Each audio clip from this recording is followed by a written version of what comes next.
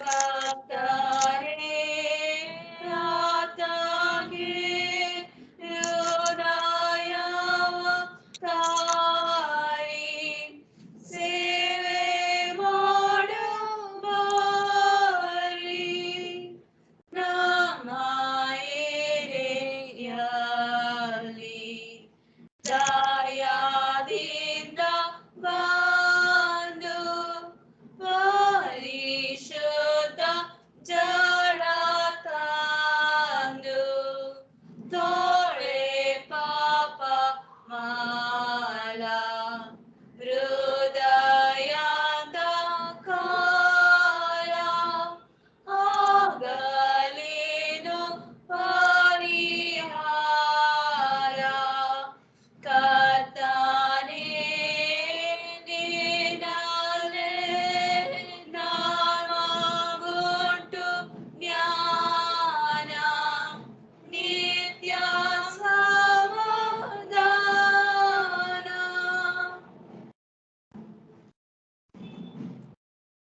Thank you sisters. ಸಹೋದರರು ಕೊಡುವಂತಹ ಆಧಾರ ವಾಕ್ಯಗಳನ್ನು ಸಹೋದರಿ ಸರಳಾರವರು ಓದಿ ಸಹಕರಿಸಬೇಕಂತ ನಾನು ಅವರಲ್ಲಿ ಕೇಳಿಕೊಳ್ಳುತ್ತೇನೆ. ಈಗ ನಮ್ಮ ಹಿರಿಯ ಸಹೋದರಂತ ಪ್ರಕಾಶ್ ರಂಜನ್ ಅವರಲ್ಲಿ ದೇವ ಸಂದೇಶ ನೀಡುವಾಗೆ ನಾನು ಅವರಲ್ಲಿ ಕೇಳಿಕೊಳ್ಳುತ್ತೇನೆ.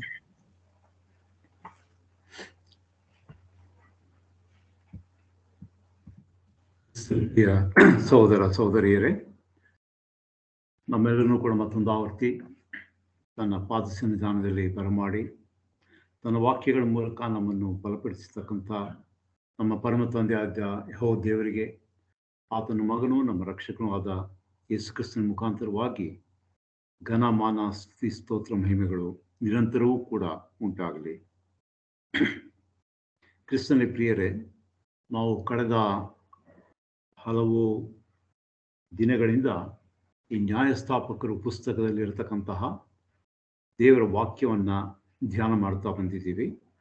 ಅದರಲ್ಲಿ ನಾವು ಇದುವರೆಗೂ ಕೂಡ ಮುಖ್ಯವಾಗಿ ಗಮನಿಸಿದ ಅಂಶ ಅಂತಂದರೆ, ದೇವರು ತಾನು ಆದುಕೊಂಡಂಥ ಜನರಾದ ಇಸ್ರಾಯೇಲರಿಗೆ ಧರ್ಮಶಾಸ್ತ್ರವನ್ನು ಕೊಟ್ಟರು, ತನ್ನ ಒಡಂಬಡಿಕೆಯನ್ನು ಅವರೊಂದಿಗೆ ಮಾಡಿಕೊಂಡ್ರು, ಅವ್ರನ್ನ ತನ್ನ ಸ್ವಂತ ಜನರನ್ನಾಗಿ ಅಂಗೀಕಾರ ಮಾಡಿಕೊಂಡ್ರು. ಇಷ್ಟೆಲ್ಲ ಮಾಡಿ ದೇವರು ಅವ್ರಿಗೆ ನಿಬಂಧನೆ ಕೊಟ್ಟಿದ್ದೇನೆಂದರೆ, ನೀವು ನನ್ನ ಆಜ್ಞೆಗಳನ್ನು ಕೈಕೊಂಡು ನಡೆಯುವುದಾದರೆ ನಾನು ನಿಮ್ಮನ್ನು ಆಶೀರ್ವದಿಸುವೆನು, ನನ್ನ ಆಜ್ಞೆಗಳನ್ನು ಕೈಕೊಳ್ಳದೆ ನನಗೆ ವಿರೋಧವಾಗಿ ನೀವು ನಡೆದರೆ ಆಗ ಆಶೀರ್ವಾದಕ್ಕೆ ಬದಲಾಗಿ ನಿಮಗೆ ಶಾಪ ಬರುತ್ತೆ ಅಂತ ಹೇಳ್ಬಿಟ್ಟು ದೇವರು ಅವರೊಂದಿಗೆ ಒಡಂಬಡಿಕೆ ಮಾಡಿಕೊಂಡಿದ್ದ ನಾವು ನೋಡಿದ್ವಿ. ಇಸ್ರಾಯೇಲರು ತಮ್ಮ ಒಂದು ಮೊಂಡು ಸ್ವಭಾವದಿಂದ, ಹಠದ ಸ್ವಭಾವದಿಂದ ಸತ್ಯ ದೇವರಾದಂಥ ಯೆಹೋವನನ್ನು ಬಿಟ್ಬಿಟ್ಟು ಅವರು ಅನ್ಯ ದೇವತೆಗಳನ್ನು ಪೂಜೆ ಮಾಡೋಕ್ಕೆ ಆರಂಭ ಮಾಡಿ ಸತ್ಯ ದೇವರಿಂದ ದೂರ ಹೋಗಿ ಅವರ ದೇವರ ವಿರುದ್ಧವಾಗಿ ಅನೇಕ ಪಾಪಗಳನ್ನು ಮಾಡಿದ್ರು. ದೇವರು ಕರುಣಾಮಯನಾದಂಥ ದೇವರಾಗಿದ್ದರಿಂದ ಅವರು ಎಷ್ಟೇ ಪಾಪಗಳನ್ನು ಮಾಡಿದ್ರು ಕೂಡ ಒಂದು ಮಟ್ಟದವರೆಗೆ ದೇವರ ಅದನ್ನು ಸಹಿಸಿಕೊಂಡು ಅವ್ರನ್ನ ಕ್ಷಮಿಸ್ತಾ ಬಂದರು. ಆದರೆ ಯಾವಾಗ ಅವರ ಪಾಪ ಅತಿ ಹೆಚ್ಚಾಗಿ ಬಂತೋ ಆಗ ದೇವರು ಅವರ ಶತ್ರುಗಳ ಕೈಗೆ ಒಪ್ಪಿಸ್ಕೊಟ್ಬಿಟ್ರು. ಅದನ್ನು ನಾವು ನೋಡಿದ್ವಿ. ಆತನು ಯೆಹೋವನು ಇಸ್ರಾಯೇಲರನ್ನ ಅವರ ಶತ್ರುಗಳಿಗೆ ಮಾರಿಬಿಟ್ಟನು ಅಂತ ನ್ಯಾಯಸ್ಥಾಪಕರ ಪುಸ್ತಕದಲ್ಲಿ ನಾವು ನೋಡಿದ್ವಿ. ಆ ಶತ್ರುಗಳು ಅವ್ರನ್ನ ಬಹಳವಾಗಿ ಬಾಧಿಸಿ ಅವರಿಗೆ ತೊಂದರೆ ಕೊಟ್ಟಾಗ ಇಸ್ರಾಯೇಲರು ಆ ಕಷ್ಟಗಳನ್ನು ತಾಳಲಿಕ್ಕೆ ಆಗದೆ ದೇವರಿಗೆ ಮೊರೆ ಇಡ್ತಾರೆ. ಆ ದೇವರಿಗೆ ಮೊರೆ ಇಟ್ಟಾಗ ದೇವರು ಅವ್ರನ್ನ ಕಂಡು ಕನಿಕರಿಸಿ, ಅಂದರೆ ಇಸ್ರಾಯೇಲರು ಆಗ ಪಶ್ಚಾತ್ತಾಪ ಪಡೋದಿಲ್ಲ, ಮಾನಸಾಂತರ ಪಟ್ಟಿರೋದಿಲ್ಲ, ಆದರೂ ಕೂಡ ಅವರ ಒಂದು ಪರಿಸ್ಥಿತಿಯನ್ನು ನೋಡಿ ದೇವರು ಅವರ ಮೇಲೆ ತನ್ನ ಕರುಣೆಯನ್ನು ತೋರಿಸಿ ಆ ಒಂದು ಅವರಿಗೆ ವಿರುದ್ಧವಾಗಿ ಯಾವ ಅರಸರನ್ನ ಎತ್ತಿದ್ರೋ ಆ ಅರಸರು ಸೋಲೋ ಹಾಗೆ ಮಾಡಿ ಮತ್ತೆ ಇಸ್ರಾಯೇಲನ್ನು ರಕ್ಷಿಸ್ತಾರೆ.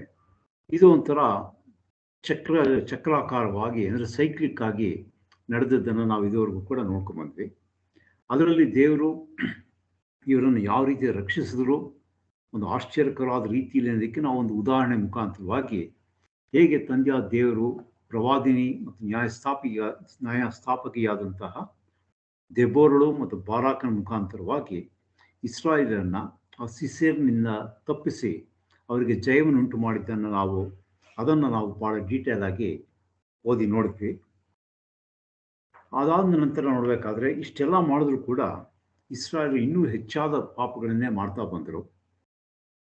ಆಗ ನಾವು ಹೋದ್ಸರ್ತಿ ನೋಡಿದ್ದೇನಪ್ಪ ಅಂದರೆ, ಇಸ್ರಾಯೇಲರು ಪಾಪ ಮಾಡಿದಾಗ ದೇವರವರಿಗೆ ವಿರುದ್ಧವಾಗಿ ಇತರ ಅನ್ಯ ದೇಶಗಳವ್ರನ್ನ ಅಥವಾ ಅನ್ಯ ದೇಶದ ರಾಜರನ್ನ ಎದುರು ಬೀಳೋ ಹಾಗೆ ಮಾಡಲಿಲ್ಲ. ಬದಲಿಗೆ ಆ ಇಸ್ರಾಯೇಲ್ ಯಾವ ಒಂದು ಮಟ್ಟಕ್ಕೆ ಅವರು ಪಾಪ ಮಾಡ್ತಾ ಇದ್ರು, ಎಷ್ಟೋ ಅಧೋಗತಿಗೆ ಹೋಗಿತ್ತು ಅವ್ರಲ್ಲಿದ್ದಂತಹ ಒಂದು ಆ ಪರಿಸ್ಥಿತಿ ಅನ್ನೋದನ್ನು ನಾವು ಲಾಸ್ಟ್ ಟೈಮ್ ನ್ಯಾಯಸ್ಥಾಪಕರು 17 ಮತ್ತು 18ನೇ ಅಧ್ಯಾಯದಲ್ಲಿ ನಾವು ಅದನ್ನು ಡೀಟೇಲ್ ಆಗಿ ನೋಡಿದ್ವಿ. ಅಲ್ಲಿ ನೋಡಬೇಕಾದ್ರೆ ಮೀಕನ ಒಂದು ಮೀಕ ತಾನು ಯೆಹೋವ ದೇವರಿಗೆ ಬದಲಾಗಿ ತಾನೇ ವಿಗ್ರಹಗಳನ್ನು ಮಾಡಿಕೊಂಡು ಆ ವಿಗ್ರಹಗಳನ್ನು ಯೆಹೋವನ ಜೊತೆಯಲ್ಲಿ ಇಟ್ಬಿಟ್ಟು ಆತನು ಅದನ್ನು ಪೂಜೆ ಮಾಡ್ತಿದ್ದನ್ನು ನಾವು ನೋಡ್ತೀವಿ. ಇದಕ್ಕೆ ಸಿಂಕ್ರಿಟಿಸಮ್ ಅಂತ ಕರೀತಾರೆ. ಸಿಂಕ್ರಿಟಿಸಮ್ ಅಂತಂದರೆ it's A melting pot religion ಅಂತ. ಅಂದರೆ ಯೆಹೋವ ದೇವರ ಜೊತೆಯಲ್ಲಿ ಅನ್ಯ ದೇವತೆಗಳನ್ನೂ ಕೂಡ ಇಟ್ಟು ಇಲ್ಲಿ ಸ್ವಲ್ಪ ಅಲ್ಲಿ ಸ್ವಲ್ಪ ಆ ರೀತಿಯಾಗಿ ಕಲಬೆರಕೆ ಮಾಡಿ ಪೂಜೆ ಮಾಡ್ತಾ ಇದ್ದಂಥದ್ದು. ಆದರೆ ಆ ಮೀಕ ಅಂದ್ಕೊಂಡಿದ್ದು ತಂದೆ ಆ ದೇವರು ಆತನಿಗೆ ಒಬ್ಬ ಲೇವಿಯನನ್ನು ಯಾಜಕನನ್ನಾಗಿ ದಯಪಾಲಿಸ್ಕೊಟ್ಟಿದ್ರಿಂದ ಯೆಹೋವನ ಅನುಗ್ರಹ ನನ್ನ ಮೇಲಿದೆ ಅಂತ ಅಂದ್ಕೊಂಡ್ಬಿಟ್ಟು ಅದನ್ನು ಭಾಳ ಸಂತೋಷ ಪಟ್ಟಿದ್ದನ್ನು ನಾವು ನೋಡಿದ್ವಿ. ಆದರೆ ನಿಜವಾಗಿ ನೋಡೋದಾದರೆ ಯೆಹೋವನ ಅನುಗ್ರಹ ಆತನ ಮೇಲೆ ಇರಲಿಲ್ಲ. ಆತನು ಮಾಡ್ತಾ ಇದ್ದಂಥದ್ದು ಒಂದು ಪಾಪ ಕಾರ್ಯ, ದೇವರಿಗೆ ವಿರುದ್ಧವಾದಂಥ ಕಾರ್ಯ. ಮೋಶೆ ಕೊಟ್ಟಂಥ ದಶಾಜ್ಞೆಗಳಿಗೆ ಮೊದಲನೇ ಆಜ್ಞೆ ಮತ್ತು ಎರಡನೇ ಆಜ್ಞೆಯನ್ನು ಮೀರಿದಂಥ ಕಾರ್ಯವನ್ನು ಆತನು ಮಾಡಿದರು. ಅದೇ ರೀತಿಯಾಗಿ ಇದು ಒಬ್ಬ ವ್ಯಕ್ತಿಗೆ ಸಂಬಂಧಪಟ್ಟಿದ್ದಾಯಿತು. ಒಂದು ಕುಲಕ್ಕೆ ಅಂತ ನೋಡ್ಬೇಕಾದ್ರೆ ದಾನ್ ಕುಲದವ್ರು ಬಂದ್ಬಿಟ್ಟು ಮೋಸವಾಗಿ ಇದು ಇವನ ಹತ್ರ ಬರ್ತಾರೆ. ಮೀಕನ ಹತ್ರ ಬಂದ್ಬಿಟ್ಟು ಮೀಕನ ಬಳಿಯಲ್ಲಿ ಇದ್ದಂತಹ ಆ ವಿಗ್ರಹಗಳನ್ನು ಕದ್ದು, ಅಂದರೆ ಬಲಾತ್ಕಾರದಿಂದ ಅದನ್ನು ಕೊಂಡೊಯ್ತಾರೆ. ಬರೀ ಆ ಮೀಕನಿದ್ದಂಥ ವಿಗ್ರಹಗಳನ್ನ ಕೊಂಡೊಯ್ಯೋದು ಮಾತ್ರ ಅಲ್ಲ, ಮೀಕನ ಬಳಿ ಇದ್ದಂಥ ಯಾಜಕ ಲೇವಿಯನ್ನು ಕೂಡ ಆಸೆ ಆಮಿಷಗಳನ್ನ ತೋರಿಸಿ ಆತನನ್ನು ಕೂಡ ಒಂದು ವಚನ ಭ್ರಷ್ಟನನ್ನಾಗಿ ಮಾಡಿ ತಮ್ಮ ಜೊತೆ ಕರ್ಕೊಂಡು ಹೋಗ್ತಾರೆ. ಹೋದವ್ರು ಏನು ಮಾಡ್ತಾರೆ, ಆ ಬೇರೆ ಅಲ್ಲಿ ಇವ್ರ ಹತ್ರ ಊರಿಗೆ ಹೋಗ್ಬಿಟ್ಟಿದ್ದೇನೆ, ಅವರು ಬಹಳ ನಿಸ್ಸಹಾಯಕ ಆಗಿರ್ತಾರೆ ಅಲ್ಲಿರ್ತಕ್ಕಂಥ ಜನ.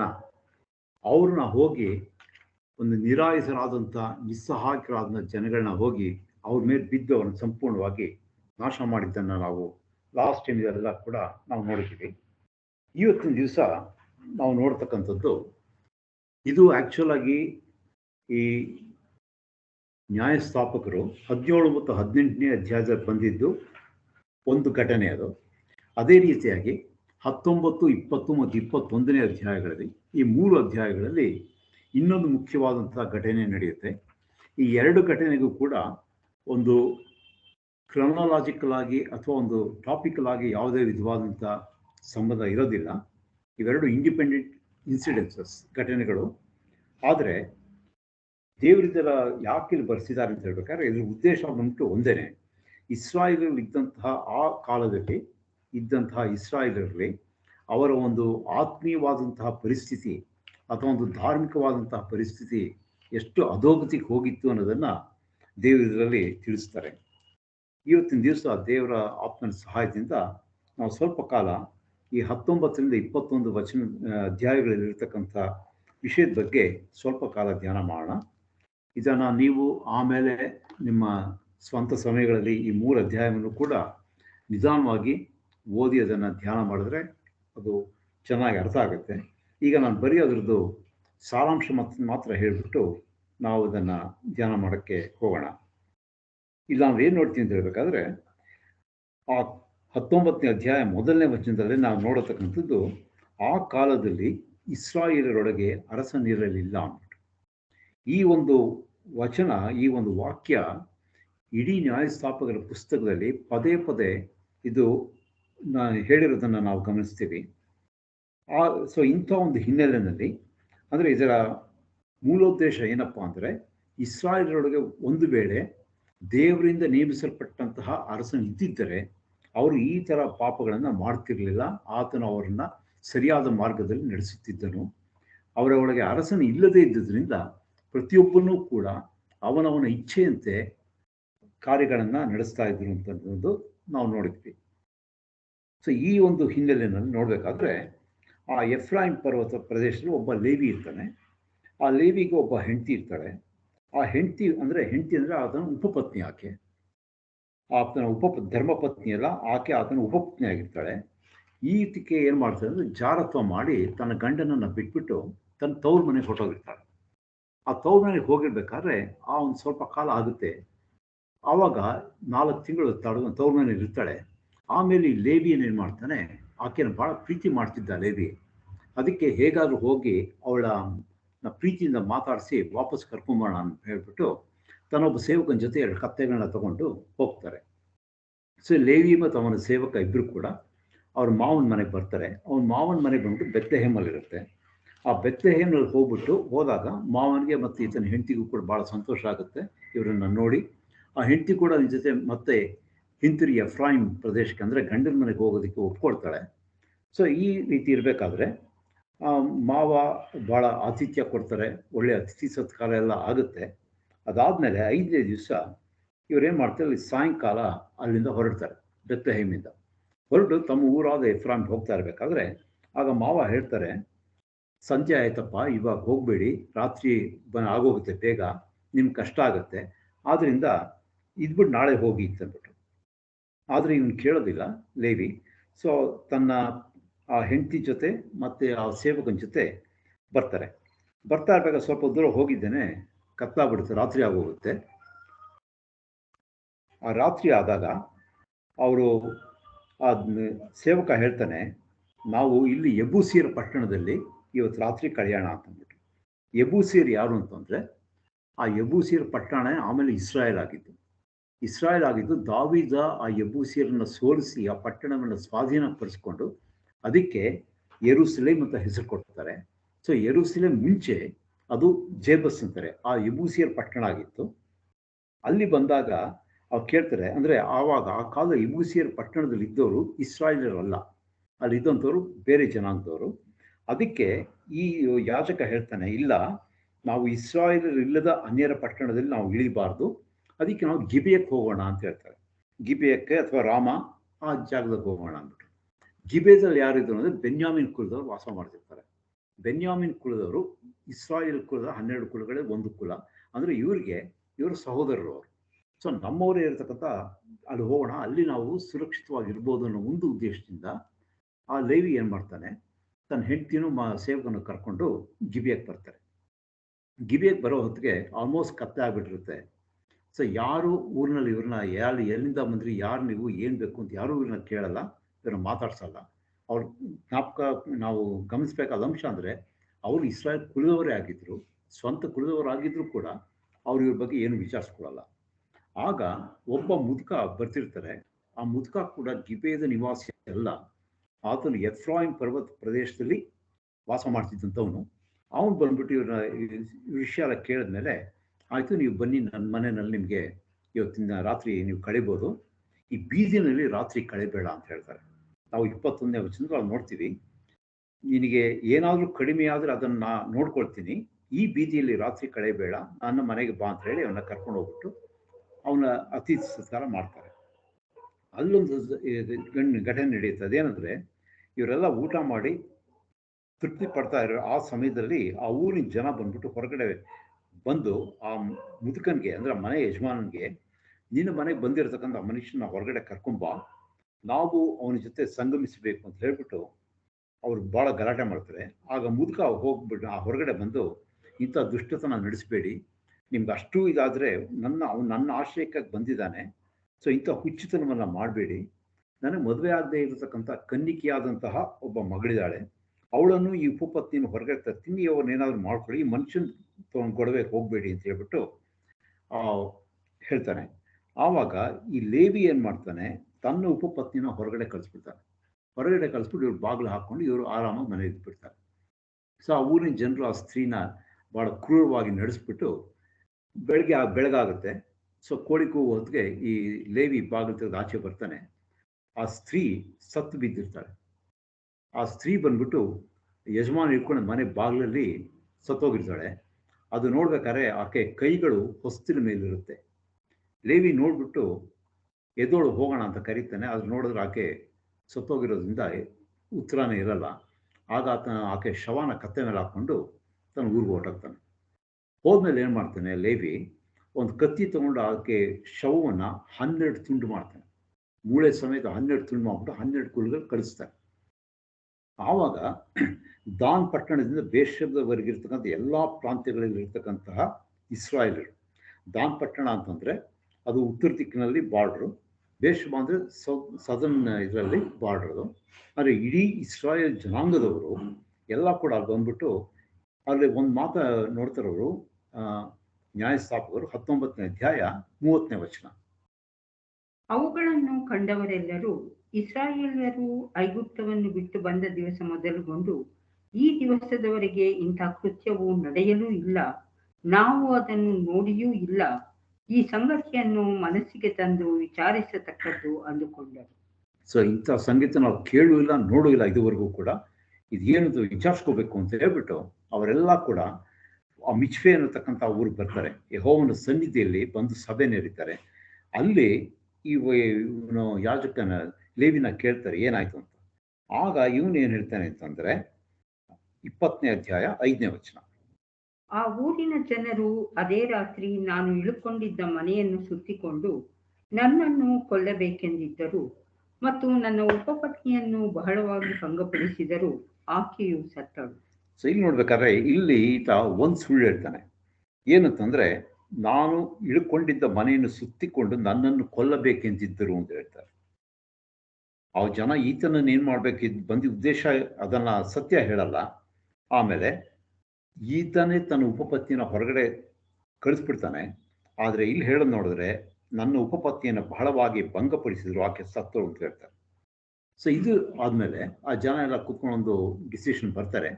ಬಂದ್ಬಿಟ್ಟು ಇಂಥ ಒಂದು ದುಷ್ಕೃತ್ಯ ಮಾಡಿದಂಥ ಗಿಬೆಯದಲ್ಲಿರ್ತಕ್ಕಂಥ ಬೆನ್ಯಾಮೀನರನ್ನ ನಾವು ದಂಡಿಸಲೇಬೇಕು, ಯಾಕಂದರೆ ಅದು ಧರ್ಮಶಾಸ್ತ್ರಕ್ಕೆ ಅನುಗುಣವಾದದ್ದು ಅಂತ ಹೇಳ್ಬಿಟ್ಟು ಹೀಗೆ ಅವರೆಲ್ಲರೂ ಏಕ ಮನಸ್ಸಿನಿಂದ ಆ ಪಟ್ಟಣಕ್ಕೆ ವಿರೋಧವಾಗಿ ಕೂಡಿಕೊಂಡರು. ಸೊ ಆವಾಗ ಏನಾಗುತ್ತೆ ಅಂತ ಅನ್ಬೇಕಾದ್ರೆ ನೆಕ್ಸ್ಟ್ ನೋಡುವಾಗ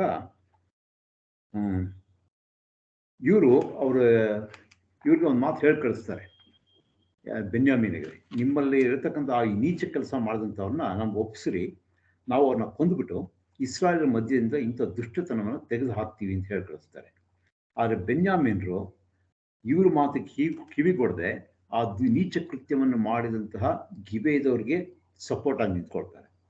ನಿಂತ್ಕೊಂಡ್ಬಿಟ್ಟು ಸರಿ ಇವರಿಬ್ಬರಿಗೂ ಕೂಡ ಒಂದು ಯುದ್ಧ ಆಗುತ್ತೆ. ನೆಕ್ಸ್ಟ್ ಆ ಯುದ್ಧ ಆಗೋ ಸಮಯದಲ್ಲಿ ಇಸ್ರಾಯೇಲರೆಲ್ಲ ಮಿಚ್ಫೆಲಿದ್ದಂಥ 11 ಕುಲಗಳ ಇಸ್ರಾಯೇಲರು ಇವ್ರೇನು ಮಾಡ್ತಾರೆ, ಅಲ್ಲೊಂದು ಆಣೆ ಮಾಡ್ತಾರೆ, ಒಂದು ಪ್ರಮಾಣ ಮಾಡ್ತಾರೆ. 21ನೇ ಅಧ್ಯಾಯ 1ನೇ ವಚನ.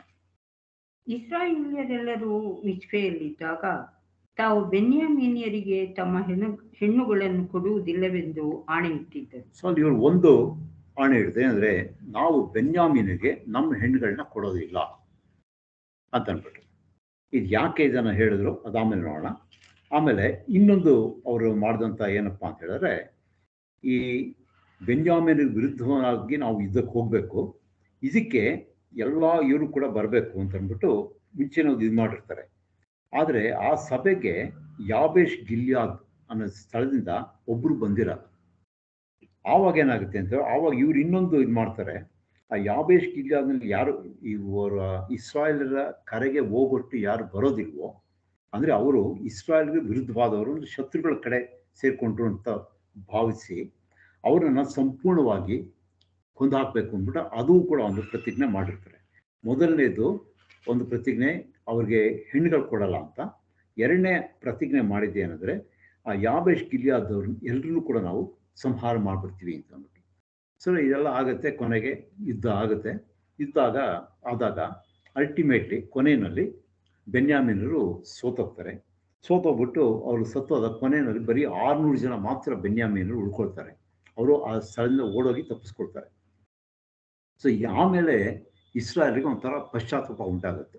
ಅಯ್ಯೋ, ನಮ್ಮಲ್ಲಿ ಒಂದು ಕುಲದವರೇ ಹೊರಟೋದ್ರಲ್ಲ, ನಾಶ ಆಗೋದ್ರಲ್ಲ, ನಾವು ದೇವರು ಆರಿಸ್ಕೊಂಡಂತಹ ಜನಾಂಗ 12 ಕುಲಗಳು, ಅದರಲ್ಲಿ ಒಂದು ಕುಲ ನಮ್ಮ ಒಂದು ಇದರಿಂದ ಹೊರಟೋದ್ರಲ್ಲ ಅಂದ್ಬಿಟ್ಟು ನಾವು ಏನು ಮಾಡೋದು ಅಂತಂದ್ಬಿಟ್ಟು ಅವರು ಭಾಳ ದುಃಖದಿಂದ ದೇವ್ರ ಮುಂದೆ ಬಂದು ಬೇಡ್ಕೊಂಡು ಇದು ಮಾಡ್ತಾರೆ. ಆಮೇಲೆ ತಾವೇ ತಮ್ಮ ಒಂದು ಬುದ್ಧಿಗೆ ಅನುಸಾರವಾಗಿ ಒಂದು ಪ್ಲ್ಯಾನ್ ಮಾಡಿಬಿಟ್ಟು ಅವರು ಏನು ಮಾಡ್ತಾರೆ, ಆ ಯಾಬೇಷ್ ಗಿಲ್ಯಾದ್ನವ್ರು ಬಂದಿರೋದಿಲ್ಲ ಅಂತ ಗೊತ್ತಾದಾಗ ಇವರು ಸುಮಾರು 12,000 ಮಂದಿನ ಆರಿಸ್ಬಿಟ್ಟು ಅಲ್ಲಿ ಕಳಿಸ್ತಾರೆ ಯುದ್ಧಕ್ಕೆ. ನೀವು ಹೋಗಿ ಯಾಬೇಷ್ ಗಿಲ್ಯಾದ್ನಲ್ಲಿ ಇರತಕ್ಕಂಥ ಎಲ್ಲ ಗಂಡಸರು, ಚಿಕ್ಕ ಮಕ್ಕಳು, ಸ್ತ್ರೀಯರು, ಮುದುಕರು ಎಲ್ಲರೂ ಕೂಡ ಸಂಹಾರ ಮಾಡಿ, ಆದರೆ ಮದುವೆ ಆಗದೇ ಇರತಕ್ಕಂಥ ಕನ್ನಿಕೆಯರನ್ನ ನೀವು ಕರ್ಕೊಂಬನ್ನಿ ಅಂತ ಅಂದ್ಬಿಟ್ಟು ಅವ್ರು ಹೋಗಿ ಆ ರೀತಿ ನೋಡಿದಾಗ 12ನೇ ವಚನ, ಯಾಬೇಷ್ ಗಿಲ್ಯಾದಿನಲ್ಲಿ ಇನ್ನೂ ಮದುವೆಯಾಗದಿದ್ದ 400 ಮಂದಿ ಯುವತಿಯರಿದ್ದರು.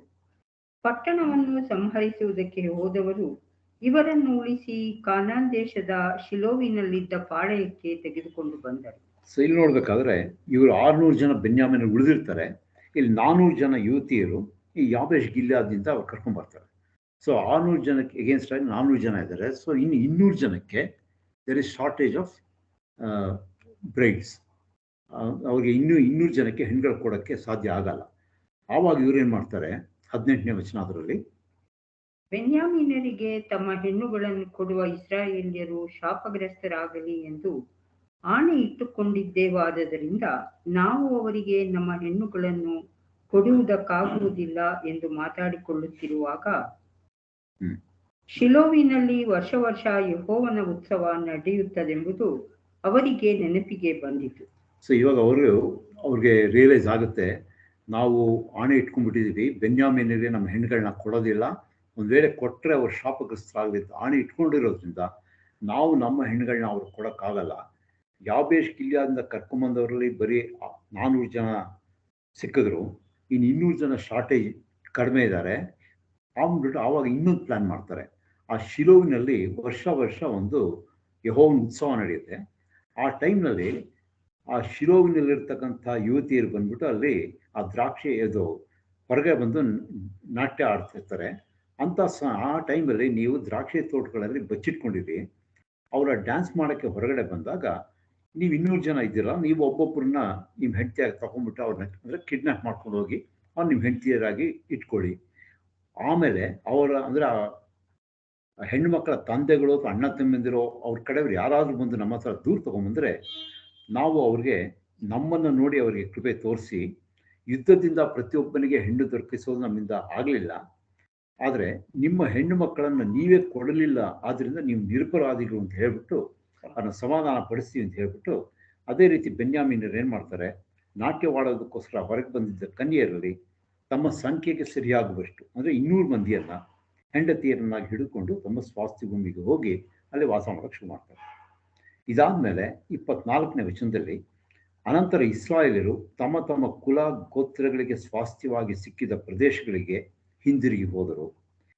ಕೊನೆ ವಚನ ಗಮನಿಸಿ, 25ನೇ ವಚನ, ಆ ಕಾಲದಲ್ಲಿ ಇಸ್ರಾಯೇಲರೊಳಗೆ ಅರಸನಿರಲಿಲ್ಲ, ಪ್ರತಿಯೊಬ್ಬನೂ ತನ್ನ ಮನಸ್ಸಿಗೆ ಬಂದಂತೆ ನಡೆಯುತ್ತಿದ್ದನು ಅನ್ನೋದನ್ನು ನಾವು ನೋಡ್ತೀವಿ.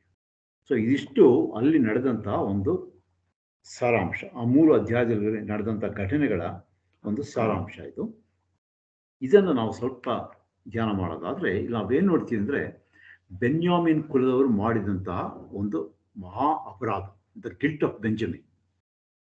ಅದಕ್ಕೆ ಪ್ರತೀಕಾರವಾಗಿ ದ ಡಿಸ್ಟ್ರಕ್ಷನ್ ಆಫ್ ಬೆಂಜಮಿನ್, ಬೆನ್ಯಾಮಿನರ ನಾಶ, ಅದು 20ನೇ ಅಧ್ಯಾಯದಲ್ಲಿ ನೋಡ್ತೀವಿ. ಅವನು 21ನೇ ಅಧ್ಯಾಯದಲ್ಲಿ ನಾವೇನು ನೋಡ್ತೀವಿ ಅಂದರೆ, ಆ ನಾಶವಾದಂಥ ಬೆನ್ಯಾಮಿನ್ ಕುಲದವರಿಗೋಸ್ಕರ ಇತರ ಕುಲದವರಾದಂಥ ಇಸ್ರಾಯೇಲ್ ಎಲ್ಲರೂ ಕೂಡ ಶೋಕಪಟ್ಟು ಅದಕ್ಕೆ ಅವರು ಗೋಳಿಡೋದನ್ನು ನಾವು ನೋಡ್ತೀವಿ. ಸೊ ಬಿಗಿನಿಂಗ್ ಆಫ್ ಇದು ಈ ಕಥೆನೇ ಒಂಥರ ಕಾಂಟ್ರಾಸ್ಟಲ್ಲಿದೆ ಇದು ಈ ಘಟನೆ. ಹೇಗೆ ಅಂದರೆ, ಮೊದಲನೇದಾಗಿ ನೋಡುವಾಗ ಆ ಲೇವಿ ತನ್ನ ಉಪಪತ್ನಿ 4 ತಿಂಗಳಾಗಿರುತ್ತೆ ಆಕೆ ಈತನ ಬಿಟ್ಟೋದಕ್ಕೆ ಕಾರಣ ಏನು ಅಂತಂದರೆ, ಆಕೆ ಜಾರತ್ವ ಮಾಡಿದ್ರು. ಅಂದರೆ ತನ್ನ ಗಂಡನಿಗೆ ಫಿಡಿಲಿಟಿ ಇರಲಿಲ್ಲ.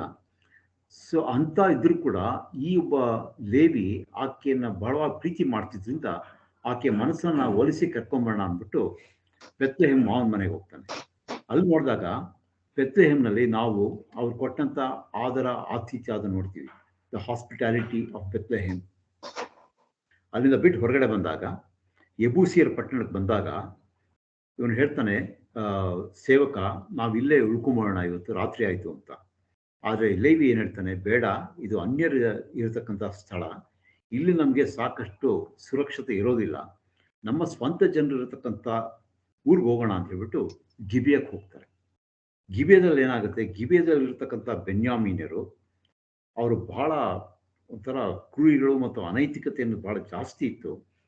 ಅವರು ಆ ಒಂದು ಘಟನೆ ನಡೆದಾಗ ಅವರು ಗಿಬೆಯದವರು ದೇವರಿಂದ ಎಷ್ಟು ದೂರ ಹೋಗಿದ್ದು ಅಂತ ಹೇಳಿದ್ರೆ, ಒಂದು ಕಾಲದ ಸೋದೋಮ್ ಗೋಮರ ಯಾವ ರೀತಿ ಆಗಿತ್ತೋ ಆ ರೀತಿಯಲ್ಲಿ ಆಯಿತು ಅಂತ ನಾವು ನೋಡ್ತೀವಿ. ಆ ಕಾರ್ಯ ಆಗುತ್ತೆ. ಅಲ್ಲಿ ತನ್ನ ಸ್ವಂತ ಜನರಿಂದ ಈತನಿಗೆ ಯಾವುದೇ ವಿಧವಾದಂಥ ಸಹಾಯ ಸಿಕ್ಕೋದಿಲ್ಲ. ಆದರೆ ಒಬ್ಬ ಅನ್ಯನಾದಂಥ ಎಫ್ರಾಯಿಮ್ ಪ್ರದೇಶದ ಆ ಮುದುಕ ಸೋಜರ್ನರ್ ಆತನನ್ನು ಕಂಡು ಕನಿಕರಿಸಿ ತನ್ನ ಮನೆಗೆ ಕರ್ಕೊಂಡು ಹೋಗ್ತಾರೆ.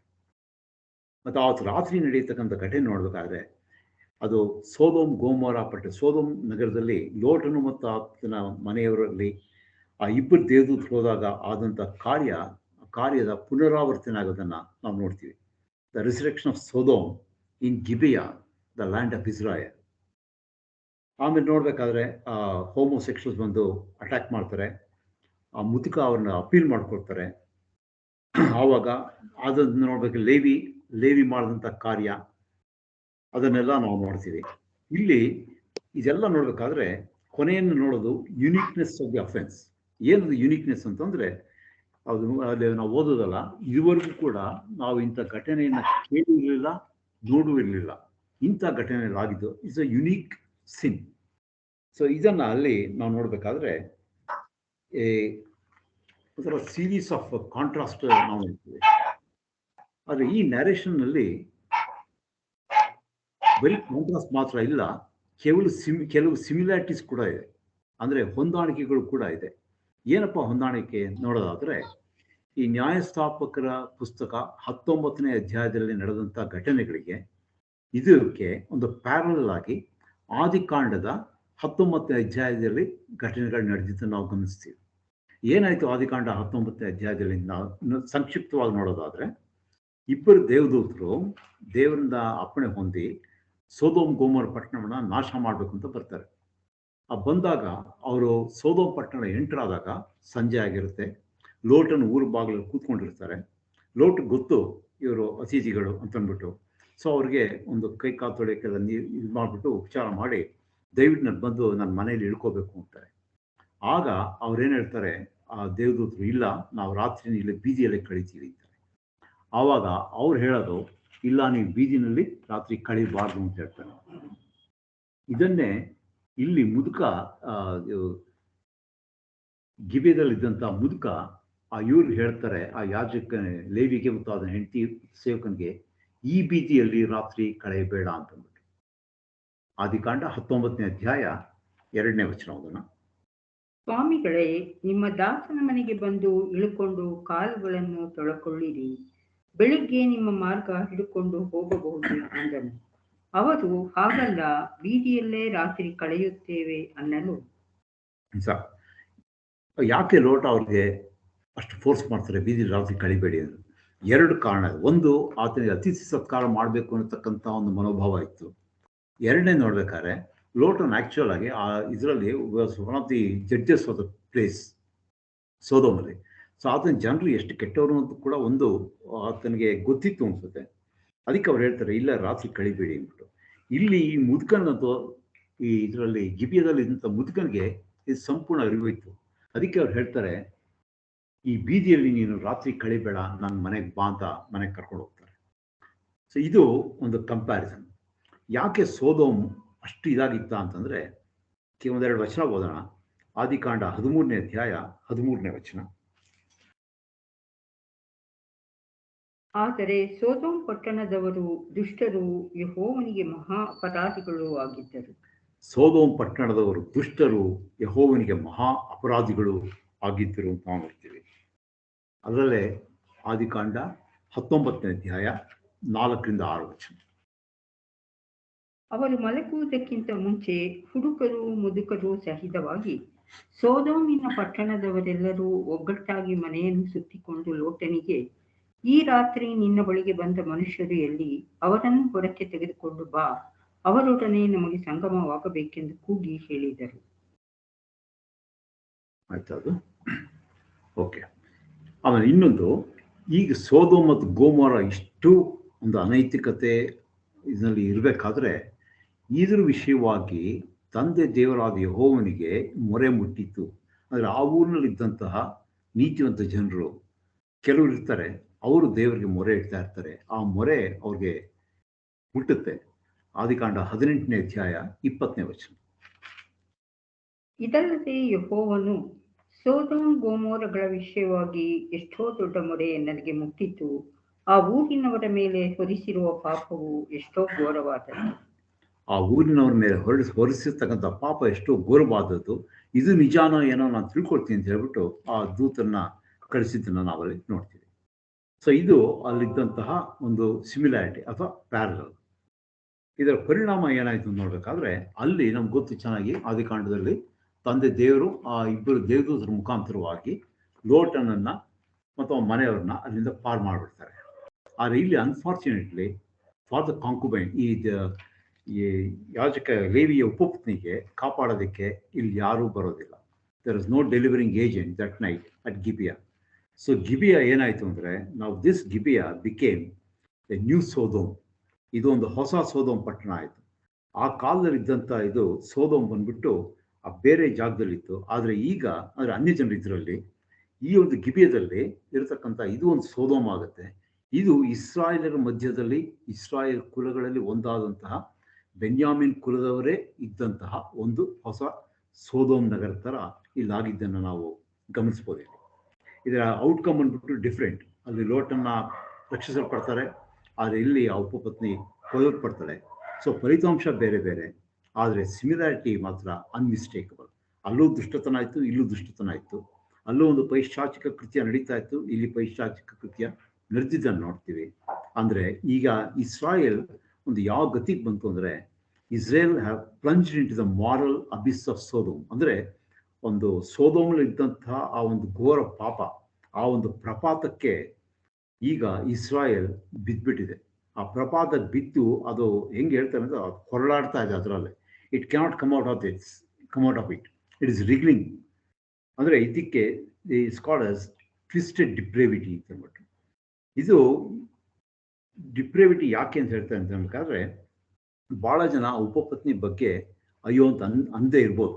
ಯಾಕಂತಂದರೆ ಅದಕ್ಕೆ ಕಾರಣ ಏನಂತಂದರೆ ಹರ್ ಅನ್ಫೈತ್ಫುಲ್ನೆಸ್ ಟು ದ ಲೇವಿ. ಆ ಲೇವಿಗೆ ಆಕೆ ಒಂದು ಏನು ಹೇಳೋದು, ಅನ್ಫೈತ್ಫುಲ್ ಅಂದರೆ ವಿಧೇಯತೆಯನ್ನು ಇಲ್ಲದೆ ಪಾಪ ಮಾಡಿದ್ರಿಂದ ಆಕೆ ಪಾಪಕ್ಕೆ ತಕ್ಕಂಥ ಶಿಕ್ಷೆನ ಅನುಭವಿಸಿದ್ರು ಅಂದ್ಬಿಟ್ಟು.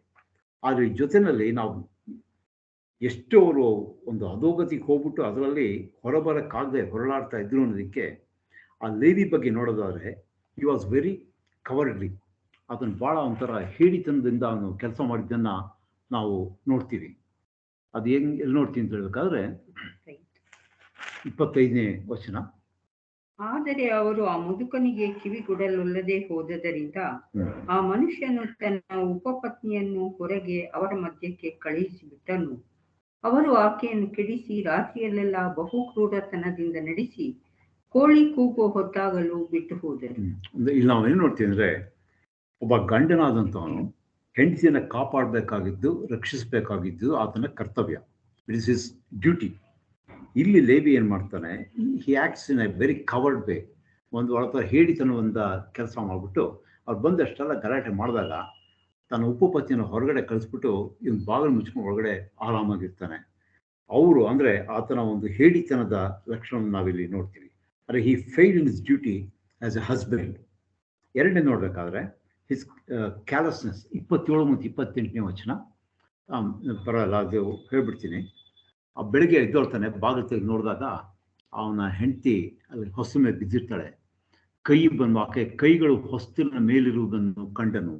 ಅಂದರೆ ಆಕೆ ಒಂಥರ ಹೇಗೋ ನನ್ನ ಪ್ರಾಣ ಕಾಪಾಡ್ಕೋಬೇಕು ಅಂತ ಬಂದು ಕೊನೆಯಲ್ಲಿ ಭಾಳ ಕಷ್ಟಪಟ್ಕೊಂಡು ಬಂದು ಆ ಮನೆ ಬಾಗಿಲಲ್ಲಿ ಬಿದ್ದು ಸತ್ತಿರ್ತಾಳೆ. ಆಗ ನೋಡ್ತಾನೆ, ನೋಡ್ಬಿಟ್ಟು 28ನೇ ವಚನ. ಅವನು ಏಳು ಹೋಗೋಣ ಎಂದು ಆಕೆಯನ್ನು ಕರೆಯಲು ಪ್ರತ್ಯುತ್ತರವೇ ಇಲ್ಲ. ಸರಿ, ಅವನೇನು ಹೇಳ್ತಾನೆ, ಎದ್ದೋಳು ಹೋಗೋಣ ಅಂತ. ನಿನ್ನೆ ಈ ರೀತಿ ಆಗೋಯ್ತಲ್ಲ, ನಾನು ನಿನ್ನ ಕಾಪಾಡಬೇಕಾಗಿತ್ತು, ಮಾಡಲಿಲ್ಲ. There is not an iota of remorse in his mind. ಅದ್ರ ಬಗ್ಗೆ ಒಂದು ಸ್ವಲ್ಪ ಕೂಡ ಅದನ್ನು ವಿಷಾದ ಇಲ್ಲ, ಅಥವಾ ಒಂಥರ ಏನು ಹಿಂಗೆ ಮಾಡ್ಬಿಟ್ನಲ್ಲ ಅಂತ ಇದೇ ಇಲ್ಲ. ಒಂಥರ ಭಾಳ ಇನ್ ವೆರಿ ಕ್ಯಾಲಸ್ ವೇ ಅವನು ಹೇಳ್ತಾನೆ, ಏಳು ಹೋಗೋಣ ಅಂತ ಕರೀತಾನೆ. ಅದು ನೋಡಿದ್ರೆ ಆಕೆಯಿಂದ ಉತ್ತರನೇ ಇರೋದಿಲ್ಲ. ಸೊ ಯಾಕೆ ಸತ್ತೋಗ್ತಾಳೆ, ಅದು ನಾವು ಆಗಲೇ ನೋಡಿದ್ವಿ. ತೊಗೊಂಡೋಕೆ ಶವನ ಪೀಸಸ್ ಮಾಡ್ಬಿಟ್ಟು 12 ಕಿಲೋ ಕಳಿಸ್ಬಿಡ್ತಾನೆ. ಈ ಜನ ಬಂದ್ಬಿಟ್ಟು ಅಲ್ಲಿ ಏನಾಯ್ತು ಅಂತ ಕೇಳಿದಾಗ ಇವನು ಏನು ಹೇಳ್ತಾನೆ ಅಂತಂದ್ರೆ, ಅದು ಆಗಲೇ ಓದಿದ್ವಿ ನಾವು, ಆ ರಾತ್ರಿ ನಾನು ಹಿಡ್ಕೊಂಡಿದ್ದ ಮನೆಯನ್ನು ಸುತ್ತಿಕೊಂಡು ನನ್ನನ್ನು ಕೊಲ್ಲಬೇಕೆಂದಿದ್ದರು. ಅಂದರೆ he was not candid in is confession. ಅಲ್ಲಿ ನಡೆದಂಥ ಘಟನೆನ ಸತ್ಯ ಹೇಳಲಿಲ್ಲ. ನನ್ನನ್ನು ಕೊಲ್ಲಬೇಕು ಅಂತಿದ್ರು ಅವರು ಅಂತ ಹೇಳ್ತಾನೆ ಹೊರತು ನನ್ನನ್ನು ಒಂದು ಕೆಡಿಸಿ ಯಾವೊಂದು ಪಾಪಕ್ಕೆ ನನ್ನನ್ನು ಇದು ಮಾಡ್ತಿದ್ರು ಅಂದ್ಬಿಟ್ಟು ಅದನ್ನು ಹೇಳಲ್ಲ. ಅದು ಯಾಕೆ ಹೇಳಲ್ಲ ಅನ್ನೋದನ್ನು ಕೂಡ ನಾವು ಮುಂದೆ ನೋಡೋಣ ಆಮೇಲೆ. ಸೊ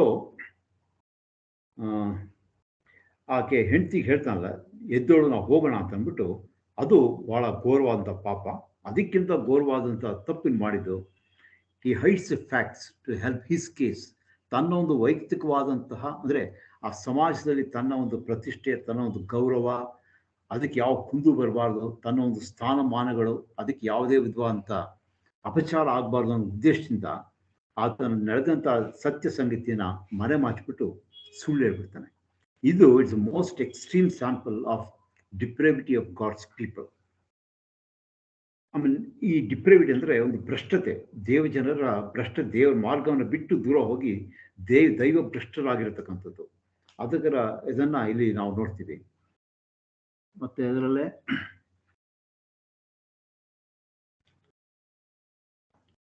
ಇಲ್ಲಿ ನೋಡಿ, ಈ ಇಸ್ರಾಯೇಲರ ಈ ಒಂದು ಪೈಶಾಚಿಕ ಕೃತ್ಯ ಬರೀ ಗಿಬೆಯಕ್ಕೆ ಮಾತ್ರ ಸೀಮಿತವಾಗಿದೆ ಅಂತ ನಾವು ಅನ್ಕೋಬಾರ್ದು. ಯಾಕಂತಂದ್ರೆ ಈ ಒಂದು ಘಟನಾವಳಿಯಲ್ಲಿ, ಅಂದರೆ 3 ಅಧ್ಯಾಯಗಳಲ್ಲಿರತಕ್ಕಂಥ ವಿಷಯಗಳಲ್ಲಿ ಪ್ರತಿಯೊಬ್ಬ ಪಾತ್ರಧಾರಿ ಕೂಡ, ಆಕ್ಟರ್ ಕೂಡ, ಅವರು ಈ ಒಂದು ಟ್ವಿಸ್ಟೆಡ್ನೆಸ್, ಅಂದರೆ ಒಂದು ಏನು ಹೇಳ್ತಾರೆ, ನೈತಿಕ ಅವನತಿಗೆ ಬಿದ್ದು ಹೊರಳಾಡ್ತಿದಾರಲ್ಲ, ಅದನ್ನ ಪ್ರಕಟ ಮಾಡ್ತಾರೆ. ಹೇಗೆ ಅನ್ಬೇಕಾದ್ರೆ, ಇವಾಗ ಕಾಂಕುಬೈನ್, ಆಕೆ ಉಪಪತ್ನಿ ನೋಡ್ಬೇಕಾದ್ರೆ ಶಿ ವಾಸ್ ಅನ್ಫೇತ್ಫುಲ್. ಲೇವಿ ನೋಡ್ಬೇಕಾದ್ರೆ ಅವನು ತನ್ನ ಸಮಾಜದಲ್ಲಿ ತನಗಿರತಕ್ಕಂಥ ಸ್ಥಾನಮಾನ, he wanted to look out for number 1 position.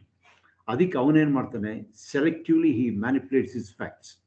ಆ ಒಂದು ತಪ್ಪನ್ನು ಮಾಡ್ತಾರೆ. ಅಥವಾ ದೇವರು ಆದುಕೊಂಡಂತಹ ಜನರಾದಂಥ ಬೆನ್ಯಾಮೀನ್ ಕುಲದವರು, ಅವ್ರೇನು ಮಾಡ್ತಾರೆ, they would rather defend Sodom than practice justice. ನ್ಯಾಯಪರತೆ, ನ್ಯಾಯ ಎಲ್ಲಿದೆ ಅದರ ಪ್ರಕಾರ ನ್ಯಾಯಕ್ಕೆ ಹೋರಾಡೋದು ಬಿಟ್ಬಿಟ್ಟು ಆ ಸೋದೋಮ್, ಅಂದರೆ ಪೈಶಾಚಿಕ ಕೃತ್ಯ ಮಾಡಿದಂತಹ ತಮ್ಮ ಕುಲದವ್ರನ್ನ ಡಿಫೆಂಡ್ ಮಾಡ್ಕೊಳ್ಳೋಕ್ಕೆ ಹೋಗ್ತಾರೆ. ಇದಕ್ಕೆ ಇಟ್ಸ್ ಕಾಲ್ಡ್ ಪರ್ವರ್ಸಿಟಿ, ಅಂದರೆ ವಿಕೃತತೆ. ಈ ಪರ್ವರ್ಸಿಟಿ ಈಸ್ ವೆರಿ ಪರ್ವೇಸಿವ್ ಆಲ್ವೇಸ್.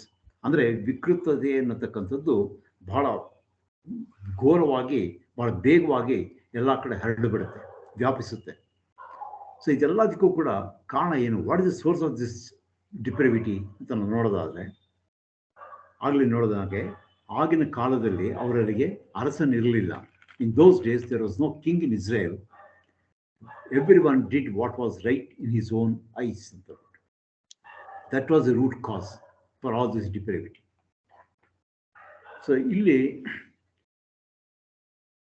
ಅಂದರೆ ಪ್ರಾಬ್ಲಮ್ ಏನಪ್ಪ, ಇಲ್ಲಿದ್ದಂಥ ಒಂದು ದೋಷ ಏನು ಅಂತಂದರೆ, ಈಚ್ ಮ್ಯಾನ್ ವಾಸ್ ಡೂಯಿಂಗ್, ಪ್ರತಿಯೊಬ್ಬ ಏನೇನು ಮಾಡ್ತಿದ್ದ ಅನ್ನೋದಕ್ಕಿಂತ with what standard he was doing it. ಅಂದರೆ ಅದಕ್ಕೊಂದು ಬೆಂಚ್ ಮಾರ್ಕ್ ಏನಿದೆ, ಯಾವುದನ್ನೇ ಒಂದರದ್ದು ಗುಣಮಟ್ಟ ಅಳಿಬೇಕಾದ್ರೆ ಯಾವುದಾದ್ರು ಒಂದು ಸ್ಟ್ಯಾಂಡರ್ಡ್ ನಾವು ಇಟ್ಕೊಳ್ತೀವಿ. ಸೊ ಇವ್ರ ಸ್ಟ್ಯಾಂಡರ್ಡ್ ಏನಿತ್ತು ಅಂತ ಹೇಳಬೇಕಾದ್ರೆ, what ever A person thought it was right in his own ice, ತನ್ನ ಸ್ವಂತ ದೃಷ್ಟಿಗೆ, ಅಂದರೆ ತನ್ನ ಮನಸ್ಸಿಗೆ ಬಂದದ್ದು ನಡೀತಿದ್ದು, ಅಂದರೆ ಅವನ ಮನಸ್ಸಿಗೆ ಯಾವ್ದು ಸರಿ ಅಂತ ಅನ್ನಿಸ್ತಾ ಇತ್ತು ಅದನ್ನು ಅವನು ಮಾಡ್ತಾ ಇತ್ತು. So each one demanded the right to be his own lord. So this is the effect. ಇದೇನಪ್ಪ ಅಂದರೆ, ಪ್ರತಿಯೊಬ್ಬನು ಕೂಡ ಅವನ ದೃಷ್ಟಿಯಲ್ಲಿ ಅವನೇ ಒಬ್ಬ ಲಾರ್ಡ್ ಆಗಿದ್ದು, ತಾನು ಮಾಡಿದ್ದೇ ಸರಿ ಇರತಕ್ಕಂಥ ಒಂದು ಇದು. And he insisted on following the dictates of his own mind. ತನ್ನ ಮನಸ್ಸು ಬಂದಿದ್ದನ್ನೇ ಅವ್ನು ಫಾಲೋ ಮಾಡ್ತಿದ್ದ. ಯಾಕೆ ಅಂತಂದರೆ ಅದೇ ಸರಿ ಅಂತಕ್ಕಂಥ ಭಾವನೆ ಇತ್ತು. ಸೊ ಇಲ್ಲಿ the problem is not since, ಪಾಪಗಳು ಅಲ್ಲ. ಇಲ್ಲಿ ಪಾಪ, ಒಂದು ಪಾಪ ಅಂದರೆ ಒಂದು ಸ್ಪೆಸಿಫಿಕ್ ಆದ ಸಿನ್. ಅದೇನಂದರೆ the declaration of independence of God. ತಂದೆ ದೇವ್ರನ್ನ ಬಿಟ್ಬಿಟ್ಟು ತನ್ನಷ್ಟಕ್ಕೆ ತಾನೇ ತನ್ನನ್ನೇ ಒಂದು ದೇವ್ರ ಸಮಾನಾಗಿ ಮಾಡಿಕೊಂಡು, ವೆದರ್ ಸ್ಟೇಟೆಡ್ ವಿಷಿಯಸ್ಲಿ ಆರ್ ಪೊಲೈಟ್ಲಿ. ಇಲ್ಲಿ ನಡೆದಂಥ ಘಟನೆ ನೋಡಬೇಕಾದ್ರೆ, ಅವ್ರು ತಮ್ಮ ಮನಸ್ಸಿಗೆ ಬಂದತ್ತೆ ನಡೀತಿದ್ರು. ಅಂದರೆ ಯೆಹೋವನ ಧರ್ಮಶಾಸ್ತ್ರ ಹೇಳಿದೆ, ಇಂಥ ಪಾಪ ಮಾಡಬಾರ್ದು ಅಂದ್ಬಿಟ್ಟು ಧರ್ಮೋಪದೇಶ ಕಾಂಡದೆಲ್ಲ ಬರುತ್ತದು. ಆದರೆ ಇವ್ರೇನು ಮಾಡಿದ್ರು, ಆ ಪಾಪ ಮಾಡಿದ್ರು. ಯಾಕಂತಂದರೆ ಅವರು ದೇವರಿಗೆ ಯಾವ ಬೆಲೆನೂ ಕೊಡದೆ ತಮ್ಮನ್ನೇ ದೇವರು ಅಂತ ಭಾವಿಸ್ಕೊಂಡು ತಮ್ಮ ಮನಸ್ಸಿನ ಇಚ್ಛೆಗೆ ಅನುಸಾರವಾಗಿ ಅವ್ರು ನಡೆದರು. ಅಥವಾ ಇದು ಒಂದು ಭಾಳ ಕ್ರೂರವಾಗಿ ಹೇಳ್ತಕ್ಕಂಥದ್ದು, ಭಾಳ ಒರಟಾಗಿ ಹೇಳ್ತಕ್ಕಂಥದ್ದು. ಅಥವಾ ಇನ್ನು ಕೆಲವು ಸತಿ ಏನಾಗುತ್ತೆ ಅಂದರೆ ಇದು ಒಂದು ಅಪರೆಂಟ್ ರೈಚಿಯಸ್ನೆಸ್, ಅಂದರೆ ನೋಡೋದಕ್ಕೆ ಭಾಳ ನೀತಿ ಉಳ್ಳದಾಗಿರುತ್ತೆ. ಅದಕ್ಕೊಂದು ಉದಾಹರಣೆ ಕೊಡಬೇಕಾದ್ರೆ, ಯೇಸು ಸ್ವಾಮಿ ಕಾಲದಲ್ಲಿ ಸ್ವಾಮಿ ಹತ್ರ ಒಬ್ಬ ಮನುಷ್ಯ ಬರ್ತಾನೆ, ಬಂದ್ಬಿಟ್ಟು ಕೇಳ್ತಾನೆ, ಒಳ್ಳೆಯ ಬೋಧಕನೇ, ನಾನು ನೀತಿವಂತನಾಗಬೇಕಾದ್ರೂ ನಾನು ಏನು ಮಾಡಬೇಕು ಅಂದ್ಬಿಟ್ಟು. ಆಗ ಸ್ವಾಮಿ ಹೇಳ್ತಾನೆ, ಧರ್ಮಶಾಸ್ತ್ರನೆಲ್ಲ ಕೈಕೊಂಡು ನಡಿ ಅಂತಂದ್ಬಿಟ್ಟು. ಆಗ ಅವನು ಹೇಳ್ತಾನೆ, ಹೌದು, ನಾನು ಇದನ್ನೆಲ್ಲ ಕೈಕೊಂಡು ನಡೆದಿದ್ದೀನಿ ಅಂತಂದ್ಬಿಟ್ಟು. ಅಂದರೆ ಅವತ್ತೊಂದು ದೃಷ್ಟಿನಲ್ಲಿ ನಾನು ಧರ್ಮಶಾಸ್ತ್ರ ಎಲ್ಲ ಕೈಕೊಂಡು ನಡೆದಿದ್ದೀನಿ, ನಾನು ನೀತಿವಂತನು ಅಂತಕ್ಕಂಥ ಆ ಭಾವನೆಯನ್ನು ಅವನಲ್ಲಿ ಎಕ್ಸ್ಪ್ರೆಸ್ ಮಾಡ್ತಾನೆ. ಆಗ ಸ್ವಾಮಿ ಹೇಳ್ತಾರೆ, ನಿನ್ನಲ್ಲಿರ್ತಕ್ಕಂಥ ಆಸ್ತಿನೆಲ್ಲ ಮಾರ್ಬಿಟ್ಟು ಬಡವರು ಕೊಟ್ಬಿಟ್ಟು ನನ್ನ ಹಿಂದೆ ಬಾ ಅಂತ. ಆತನು ಬಹಳ ಆಸ್ತಿವಂತನಾಗಿದ್ದರಿಂದ ಆತನು ದುಃಖಪಟ್ಟು ವಾಪಸ್ ಹೊರಟೋಗ್ತಾನೆ, ಸ್ವಾಮಿ ಹಿಂದೆ ಬರೋದಿಲ್ಲ. ಅಂದರೆ ಇದು ಏನಿಗೆ ನೋಡ್ತೀವಿ ಅಂತಂದರೆ, ಈ ಒಂದು ತಾನೇ ಎಲ್ಲವನ್ನು ತಿಳಿದವನು ತನ್ನ ಇಷ್ಟಕ್ಕೆ ಬಂದಂತೆ ನಡೀತಿದ್ರು ಅಂತ ಹೇಳ್ಬೇಕಾದ್ರೆ ಅದು ಭಾಳ ಕ್ರೂರವಾಗಿ ಗಿಬೆದಲ್ಲಿದ್ದಂಥವ್ರು ನಡ್ಕೊಂಡ ರೀತಿ ಇರ್ಬೋದು, ಅಥವಾ ಅದು ಭಾಳ ಒಂದು ಡಿಪ್ಲೊಮ್ಯಾಟಿಕ್ ಆಗಿ ನಾನೇ ನೀತಿವಂತನು ಅಂತ ಅಂದ್ಕೊಂಡು ಆ ಮನುಷ್ಯ ಹೇಗೆ ಹೋದ್ನೋ ಆ ರೀತಿ ಕೂಡ ಇರ್ಬೋದು. ಆದರೆ ಸೋರ್ಸ್ ಏನಪ್ಪ ಅಂದರೆ ತಮ್ಮನ್ನು ತಾವೇ ಶ್ರೇಷ್ಠರು ಅಂತ ನೆನೆಸ್ಕೊಳ್ತಕ್ಕಂಥದ್ದು. ಅದಕ್ಕೆ each man was doing what was right in his own ice. ಯಾವಾಗ ಈಚ್ ಮ್ಯಾನ್ ಅಂತ ಹೇಳಬೇಕಾದ್ರೆ, ಪ್ರತಿಯೊಬ್ಬನು ಅಂತ ಹೇಳಬೇಕಾದ್ರೆ ಅದನ್ನು ಸ್ವಲ್ಪ ನೋಡೋಣ. ಪ್ರತಿಯೊಬ್ಬನು ಅಂದರೆ ಯಾರು ಇಲ್ಲಿ? ಈಸ್ ಇಸ್ರಾಯಲೈಟ್ ಮ್ಯಾನ್, ಆತನು ಇಸ್ರಾಯೇಲರ್ ಮನುಷ್ಯನು. Is a man who had entered into a covenant with God, ದೇವರೊಂದಿಗೆ ಒಡಂಬಡಿಕೆ ಮಾಡಿಕೊಂಡಂತಹ ಮನುಷ್ಯ. Is a covenant man, is an Israelite man. It is precisely those who have been called to be people for God's own possession. ದೇವರು ತನ್ನ ಸ್ವಂತ ಜನರನ್ನಾಗಿ ಆರಿಸಿ ತೆಗೆದುಕೊಂಡಂತಹ ಜನರು ಅವರು ಈಗೇನು ಮಾಡ್ತಿದ್ದಾರೆ? They are refusing to be subject to his covenant law. ಆತನ ಧರ್ಮೋಪದೇಶಗಳಿಗೆ ವಿಧೇಯರಾಗಿ ನಡೆಯೋದಕ್ಕೆ ಆತನ ಧರ್ಮೋಪದೇಶವನ್ನು ತಿರಸ್ಕಾರ ಮಾಡಿ ತಮ್ಮ ಮನಸ್ಸಿಗೆ ಬಂದ ಹಾಗೆ ಅವ್ರು ನಡೀತಾ ಇದ್ದಾರೆ. They have refuse to be subject to God's law. They will not have this God rule over them. ದೇವರನ್ನು ಆಳದವ್ರಿಗೆ ಇಷ್ಟ ಇಲ್ಲ. ಈಗ ನಮಗೆ ನಾವು ಕಂಪೇರ್ ಮಾಡ್ಕೊಳ್ಳೋದಾದರೆ, ನಾವು ಇಸ್ರಾಯೇಲರು, ಆತ್ಮೀಯ ಇಸ್ರಾಯೇಲರು, they are spiritual Israelites. We have entered in, rather God had entered into covenant with us, and we have made a covenant with God at the time of our baptism.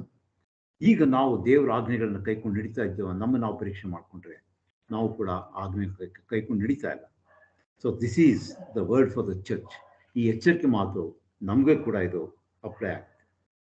ಈಗ ದೇವರು, ಅದು ನಾವು ಒಂದು ನೋಡ್ತೀವಿ, ದೇವರು ನ್ಯಾಯಪರನಾದಂತಹ ದೇವರು, ಅನ್ಯಾಯವನ್ನು ಪಾಪವನ್ನು ಆತನು ಸಹಿಸೋದಿಲ್ಲ. ಹೇಗೆ ಇಲ್ಲಿ ಯೆಹೋವ ದೇವರ ಒಂದು ಜಡ್ಜ್ಮೆಂಟ್ ಮ್ಯಾನಿಫೆಸ್ಟ್ ಆಯಿತು, ಹೇಗೆ ಪ್ರಕಟ ಆಯಿತು ಅಂತ ನಾವು ನೋಡಬೇಕಾದ್ರೆ, ಇಸ್ರಾಯೇಲ್ ಮಕ್ಕಳು ಅಂದರೆ ಇಸ್ರಾಯೇಲ್ ಪ್ರಜೆಗಳು ದಾನಿಂದ ಬೇರ್ಷೆಬಾವರೆಗೂ ಕೂಡ ಅವರೆಲ್ಲ ಒಂದಾಗಿ ಯೂನಿಟ್ ಆಗ್ತಾರೆ. ಯೂನಿಟ್ ಆಗಿ ಬೆನ್ಯಾಮೀನ್ ಕುಲದವ್ರ ಮೇಲೆ ಆ ಯುದ್ಧಕ್ಕೆ ಹೋಗ್ತಾರೆ. ಸೊ ಅದು it is very impressive. At the same time ಅವ್ರು ಮಾಡಿದಂಥ ಈ ಕಾರ್ಯ it is impressive, no doubt, and it is also tragic. ಅದು ಒಂದು ಶ್ಲಾಘನೀಯವಾದಂಥ ಕಾರ್ಯ. ಅಟ್ ದ ಸೇಮ್ ಟೈಮ್ ಅದೊಂದು ವಿಷಾದನೀಯವಾದಂತಹ ಕಾರ್ಯ ಕೂಡ ಹೌದು. ಯಾಕೆ ಅದು ಟ್ರಾಜಿಕ್ ಆಗಿತ್ತು ಅಂದರೆ, because it is impressive, it is tragic. ಅಂದರೆ ಇವರು 3 ಸತಿ ನಾವು ಗಮನಿಸ್ಬೋದು, ಬೆನ್ಯಾಮೀನನ ನಮ್ಮ ಬಂಧುಗಳು, ನಮ್ಮ ಒಂದು ಅಣ್ಣಂದಿರು, ನಮ್ಮ ಸಹೋದರರು ಅಂತ ಅಂದ್ಬಿಟ್ಟು ಮೆನ್ಷನ್ ಮಾಡೋದನ್ನು ನಾವು ನೋಡ್ತೀವಿ. ಇಲ್ಲಿ ನಾವು ಇನ್ನೊಂದು ಗಮನಿಸಬೇಕಾದಂಥ ಅಂಶ ಏನಂತಂದರೆ, ಈ ಇಸ್ರಾಯೇಲರು ಅನೇಕ ಬಾರಿ ಕಾನಾನ್ಯರ ಮೇಲೆ ಯುದ್ಧಕ್ಕೆ ಹೋಗಬೇಕಾಗಿತ್ತು, ಮಿದ್ಯಾನರ ಮೇಲೆ, ಫಿಲಿಸ್ಟೀನ್ ಮೇಲೆ ಯುದ್ಧಕ್ಕೆ ಹೋಗಬೇಕಾಗಿತ್ತು. ಆವಾಗ ಈ ರೀತಿಯಾದಂಥ ಒಂದು ಯೂನಿಟಿ ನಾವು ನೋಡೋದಿಲ್ಲ. ದೆಬೋರಾ, ಬಾರಾಕ್ ಇವರು ಆ ಒಂದು ಇನ್ಸಿಡೆನ್ಸ್ ನೋಡಿದ್ರು ಕೂಡ ಅನೇಕ ಕುಲದವರು ಅಲ್ಲಿ ಬರೋದಿಲ್ಲ, ಜಾಯ್ನ್ ಆಗೋದಿಲ್ಲ ಇವ್ರ ಜೊತೆಯಲ್ಲಿ. ಆ ಯೂನಿಟಿ ಅವಾಗ ಇರಲಿಲ್ಲ. When they wanted to fight an enemy, an outside enemy, there is no unity. ಇಲ್ಲೇನಾಯಿತು ಅಂತ ಹೇಳಬೇಕಾದ್ರೆ, ಅವರು ತಮ್ಮ ಸ್ವಂತ ಜನರ ಮೇಲೆ ಯುದ್ಧಕ್ಕೆ ಹೋಗಬೇಕಾದ್ರೆ they unite together to fight against Benjamin tribe, ಆ ಗಿಬೆದವ್ರ ಮೇಲೆ ಮಾಡೋಕ್ಕೆ.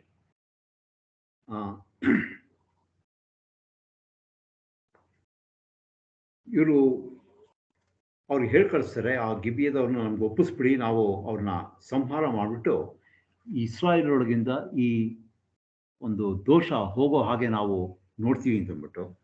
ಆದರೆ ಅವರು ಅದಕ್ಕೆ ಒಪ್ಕೊಳ್ಳಲ್ಲ. 20ನೇ ಅಧ್ಯಾಯ 13ನೇ ವಚನ.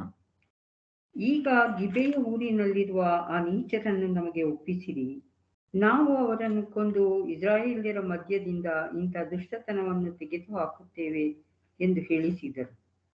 ಆವಾಗ ಅವ್ರೇನ್ ಮಾಡ್ತಾರೆ ಬೆನ್ಯಾಮೀನರು? ಆದರೆ ಬೆನ್ಯಾಮೀನ್ಯರು ತಮ್ಮ ಬಂಧುಗಳ ಮಾತಿಗೆ ಕಿವಿಗೊಡದೆ ತಮ್ಮ ಎಲ್ಲಾ ಊರುಗಳಿಂದ ಗಿಬೆಯಕ್ಕೆ ಬಂದು ಇಸ್ರಾಯೇಲ್ಯರ ಸಂಗಡ ಯುದ್ಧಕ್ಕೆ ನಿಂತರು. ಸೊ ಇಲ್ಲಿ ನಾವೇನ್ ನೋಡ್ತೀವಿ, ಮೋಶೆ ಧರ್ಮೋಪದೇಶ ಕಾಂಡ 17ನೇ ಅಧ್ಯಾಯ 2ರಿಂದ 5 ವಚನ ಓದಬೇಡಿ.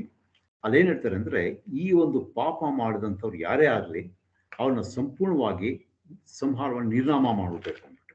ಅದಕ್ಕೆ ಇಸ್ರಾಯೇಲರು ಈ 11 ಕುಲದವ್ರು ಬೆನ್ಯಾಮೀನ್ ಕುಲದವ್ರನ್ನ ಕೇಳ್ತಾರೆ, ಅವ್ರನ್ನ ನಮ್ಗೆ ಒಪ್ಪಿಸಿ ನಾವು ಆವಾಗ ಅವ್ರನ್ನ ಕೊಂದ್ಬಿಟ್ಟು ಇಸ್ರಾಯೇಲ್ ಮಧ್ಯ ಇಂಥ ದುಷ್ಟತನವನ್ನು ತೆಗೆದುಹಾಕ್ತೀವಿ ಅಂದ್ಬಿಟ್ಟು. What they said was in accordance with the law. ಆದರೆ the blood was thicker than the covenant. ಆ ಒಡಂಬಡಿಕೆಗಿಂತ ಅವ್ರ ಸಹೋದರ ಒಂದು ಇದಿತ್ತು ಏನಿತ್ತು ಅದು ಭಾಳ ಗಟ್ಟಿಯಾಗಿತ್ತು ಅವ್ರಿಗೆ. ಅದಕ್ಕೆ ಅವ್ರು ಹೇಳ್ತಾರೆ, ಬೆನ್ಯಾಮೀನರು ಏನು ಮಾಡ್ತಾರೆ, they would rather defend Sodom. ಆ ಅನೈತಿಕತೆನ ಅವ್ರು ಡಿಫೆಂಡ್ ಮಾಡ್ಕೊಳ್ತಾರೆ, ಆದರೆ ನ್ಯಾಯವನ್ನು ಆಚರಿಸೋದಕ್ಕೆ ಅವರು ಸಿದ್ಧ ಆಗೋದಿಲ್ಲ. ಸೊ ಇವಾಗ ಯುದ್ಧ ಮಾಡ್ಬೇಕಾದ್ರೆ ಇವರು ಬೆನ್ಯಾಮೀನರು ಬಂದ್ಬಿಟ್ಟು, ಇಸ್ರಾಯೇಲರ ಸಂಖ್ಯೆ ಬಂದು 4 ಲಕ್ಷ ಜನ ಇರ್ತಾರೆ ಯೋಧರು, ಭಟರು. ಬೆನ್ಯಾಮೀನರ ಹತ್ರ ಒಂದು 26,000 ಜನ ಮಾತ್ರ ಇರ್ತಾರೆ. 26,000 ಜನ ಪ್ಲಸ್ 700 ಜನ ಅಲ್ಲಿ ಭಾಳ ಶಾರ್ಪ್ ಶೂಟರ್ಸ್ ನಾವು ಈಗಿನ ಕಾಲದಲ್ಲಿ ಏನು ಹೇಳ್ತೀವಿ ಅಂದರೆ, ಅವರು 700 ಜನ elite corps of left handed swingers. ಅವರು ಈ ಕವಣೆ ಹೊಡೆಯೋದ್ರಲ್ಲಿ ಭಾಳ ನಿಪುಣರಾಗಿದ್ದರು. ಕೂದಲೆಡೆ ಅಷ್ಟು ಕೂಡ ತಪ್ಪದೆ ಹಾಗೆ ಅವ್ರು ಹೊಡೆದು ಅವ್ರ ಶತ್ರುಗಳನ್ನ ಸಾಯಿಸುವಷ್ಟು ಕೆಪಾಸಿಟಿ ಇತ್ತು. ಅವರೆಲ್ಲ ಕೂಡ ಲೆಫ್ಟ್ ಹ್ಯಾಂಡರ್ಸ್, ಎಡಚರು. ಇವ್ರು 700 ಜನ ಇವರಿದ್ದರು. ಸೊ ಒಂದು ಕಡೆ 4 ಲಕ್ಷ ಇದ್ದಾರೆ, ಇನ್ನೊಂದು ಕಡೆ 26,000 ಜನ ಪ್ಲಸ್ 700 ಜನ ಇದ್ದಾರೆ. ಸೊ ಇದು ಈಗ ಯುದ್ಧ ಸ್ಟಾರ್ಟ್ ಆಗಬೇಕು. ಇವ್ರೇನು ಮಾಡ್ತಾರೆ, ಇಲ್ಲಿ ಇನ್ನೊಂದು ನಾವು ಗಮನಿಸಬೇಕಾದ್ದು, ಈ ಇಸ್ರಾಯೇಲರಲ್ಲಿ 11 ಕುಲದಲ್ಲಿ ಇವ್ರ ಹತ್ರ ದೇವರಿದ್ದಾರೆ, ಯೆಹೋವನ ಮಂಜೂಷ ಇದೆ, ಒಬ್ಬ ಮಹಾಯಾಜಕ ಇದ್ದಾನೆ. ದೇವರು ಇವ್ರಿಗೆ ಪ್ರಸನ್ನನಾಗಿ ಇವ್ರ ಪ್ರಶ್ನೆಗಳಿಗೆ ಉತ್ತರ ಕೊಡ್ತಾರೆ. ಆದರೆ ಬೆನ್ಯಾಮೀನರಲ್ಲಿ ಅವ್ರ ಮಂಜೂಷ ಇಲ್ಲ, ಯೆಹೋವನ ಆಲಯ ಇಲ್ಲ, ಅಥವಾ ಒಬ್ಬ ಮಹಾಯಾಜಕ ಇಲ್ಲ, ಅವ್ರು ಎಂಥದ್ದು ಇಲ್ಲ. ಅಂದರೆ ದೇವರು ಅವ್ರನ್ನ ಸಂಪೂರ್ಣವಾಗಿ ತೊರೆದು ಬಿಟ್ಟಿದ್ದಾರೆ. ಇಂಥ ಒಂದು ಪರಿಸ್ಥಿತಿಯಲ್ಲಿ ಇವಾಗ ಇಸ್ರಾಯೇಲರು ಬೆನ್ಯಾಮೀನರ ವಿರುದ್ಧವಾಗಿ ಯುದ್ಧಕ್ಕೆ ಹೋಗೋದಕ್ಕೆ ಯಾರು ಫಸ್ಟ್ ಹೋಗಬೇಕು ಅಂದ್ಬಿಟ್ಟು ಕೇಳ್ತಾರೆ. 20ನೇ ಅಧ್ಯಾಯ 18ನೇ ವಚನ. ಇಸ್ರಾಯೇಲ್ಯರು ಬೇತೇಲಿಗೆ ಹೋಗಿ ಬೆನ್ಯಾಮೀನರ ಮೇಲೆ ಯುದ್ಧಕ್ಕೆ ನಮ್ಮಲ್ಲಿ ಮೊದಲು ಯಾರು ಹೋಗಬೇಕು ಎಂದು ದೇವರಾದ ಯೆಹೋವನನ್ನು ಕೇಳಲು ಆತನು, ಮೊದಲು ಯೆಹೂದ ಕುಲದವರು ಹೋಗಲಿ ಎಂದು ಹೇಳಿದನು. ಮೊದಲು ಯೆಹೂದ ಕುಲದವರು ಹೋಗಿ ಯುದ್ಧ ಮಾಡಿ ಹೇಳ್ತಾರೆ. ಯಾಕೆ ಯೆಹೂದ ಕುಲದವ್ರನ್ನ ಫಸ್ಟ್ ಹೋಗಲಿ ಅಂತ ಅಂದ್ಬಿಟ್ಟು ದೇವರು ಹೇಳಿದ್ರು ಅಂತ ನೋಡ್ಬೇಕಾದ್ರೆ ಅದಕ್ಕೆ ಇನ್ನೊಂದು ವಚನ ಓದೋಣ.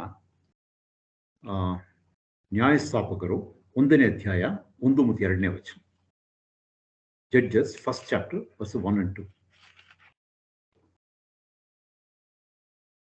ಯೆಹೋಶುವನು ಮರಣ ಹೊಂದಿದ ನಂತರ ಇಸ್ರಾಯೇಲ್ಯರು ಕಾನಾನ್ಯರೊಡನೆ ಯುದ್ಧ ಮಾಡುವುದಕ್ಕೆ ನಮ್ಮಲ್ಲಿ ಮೊದಲು ಯಾರು ಹೋಗಬೇಕು ಎಂದು ಯೆಹೋವನನ್ನು ಕೇಳಲು ಆತನು ಅವರಿಗೆ, ಯೆಹೂದ್ಯರು ಹೋಗಲಿ, ಇಗೋ ದೇಶವನ್ನು ಅವರಿಗೆ ಒಪ್ಪಿಸಿದ್ದೇನೆ ಅಂದನು. ಸೊ ಅಲ್ಲಿ ಕೂಡ ಇವ್ರು ಯಾರ ಮೇಲೆ ಯುದ್ಧಕ್ಕೆ ಹೋಗ್ತಾರೆ? ಕಾನಾನ್ಯರ ಮೇಲೆ ಯುದ್ಧಕ್ಕೆ ಹೋಗ್ತಾರೆ. ಕಾನಾನ್ಯರು ಯಾರು? ಅವರು ಅನ್ಯ ಜನರು, ವಿಗ್ರಹಾರಾಧಕರು. ಸೊ ಇಂಥ ಒಂದು ಕಾನಾನ್ಯರ ಮೇಲೆ ಯುದ್ಧಕ್ಕೆ ಹೋಗ್ಬೇಕಾದ್ರೆ ಯಾರು ಅಂದ್ರೆ ಫಸ್ಟ್ ಹೋಗ್ಲಿ ಯೆಹೂದ್ಯರು ಹೋಗ್ಲಿ ಅಂತಾರೆ. ಇಲ್ಲಿ ಬೆನ್ಯಾಮೀನರ ಮೇಲೆ ಯುದ್ಧಕ್ಕೆ ಹೋಗ್ಬೇಕಾದ್ರೆ ಯಾರು ಹೋಗ್ಲಿ? ಯೆಹೂದ್ಯರು ಹೋಗ್ಲಿ ಅಂತ ಯೆಹೋವ ದೇವರು ಹೇಳ್ತಾರೆ. ಅಂದ್ರೆ ಕಾನಾನ್ ದೇಶದವ್ರಿಗೂ ಬೆನ್ಯಾಮೀನ್ ಕುಲದವ್ರಿಗೂ ಕೂಡ ಯಾವುದೇ ವಿಧವಾದ ವ್ಯತ್ಯಾಸ ಇಲ್ಲ ದೇವ್ರ ದೃಷ್ಟಿಯಲ್ಲಿ. ಆದರೆ ಇವರು ಕೂಡ ದೇ ಹ್ಯಾವ್ ಬಿಕಮ್ ನಿಯೋ ಕಾನಾನೈಟ್ಸ್.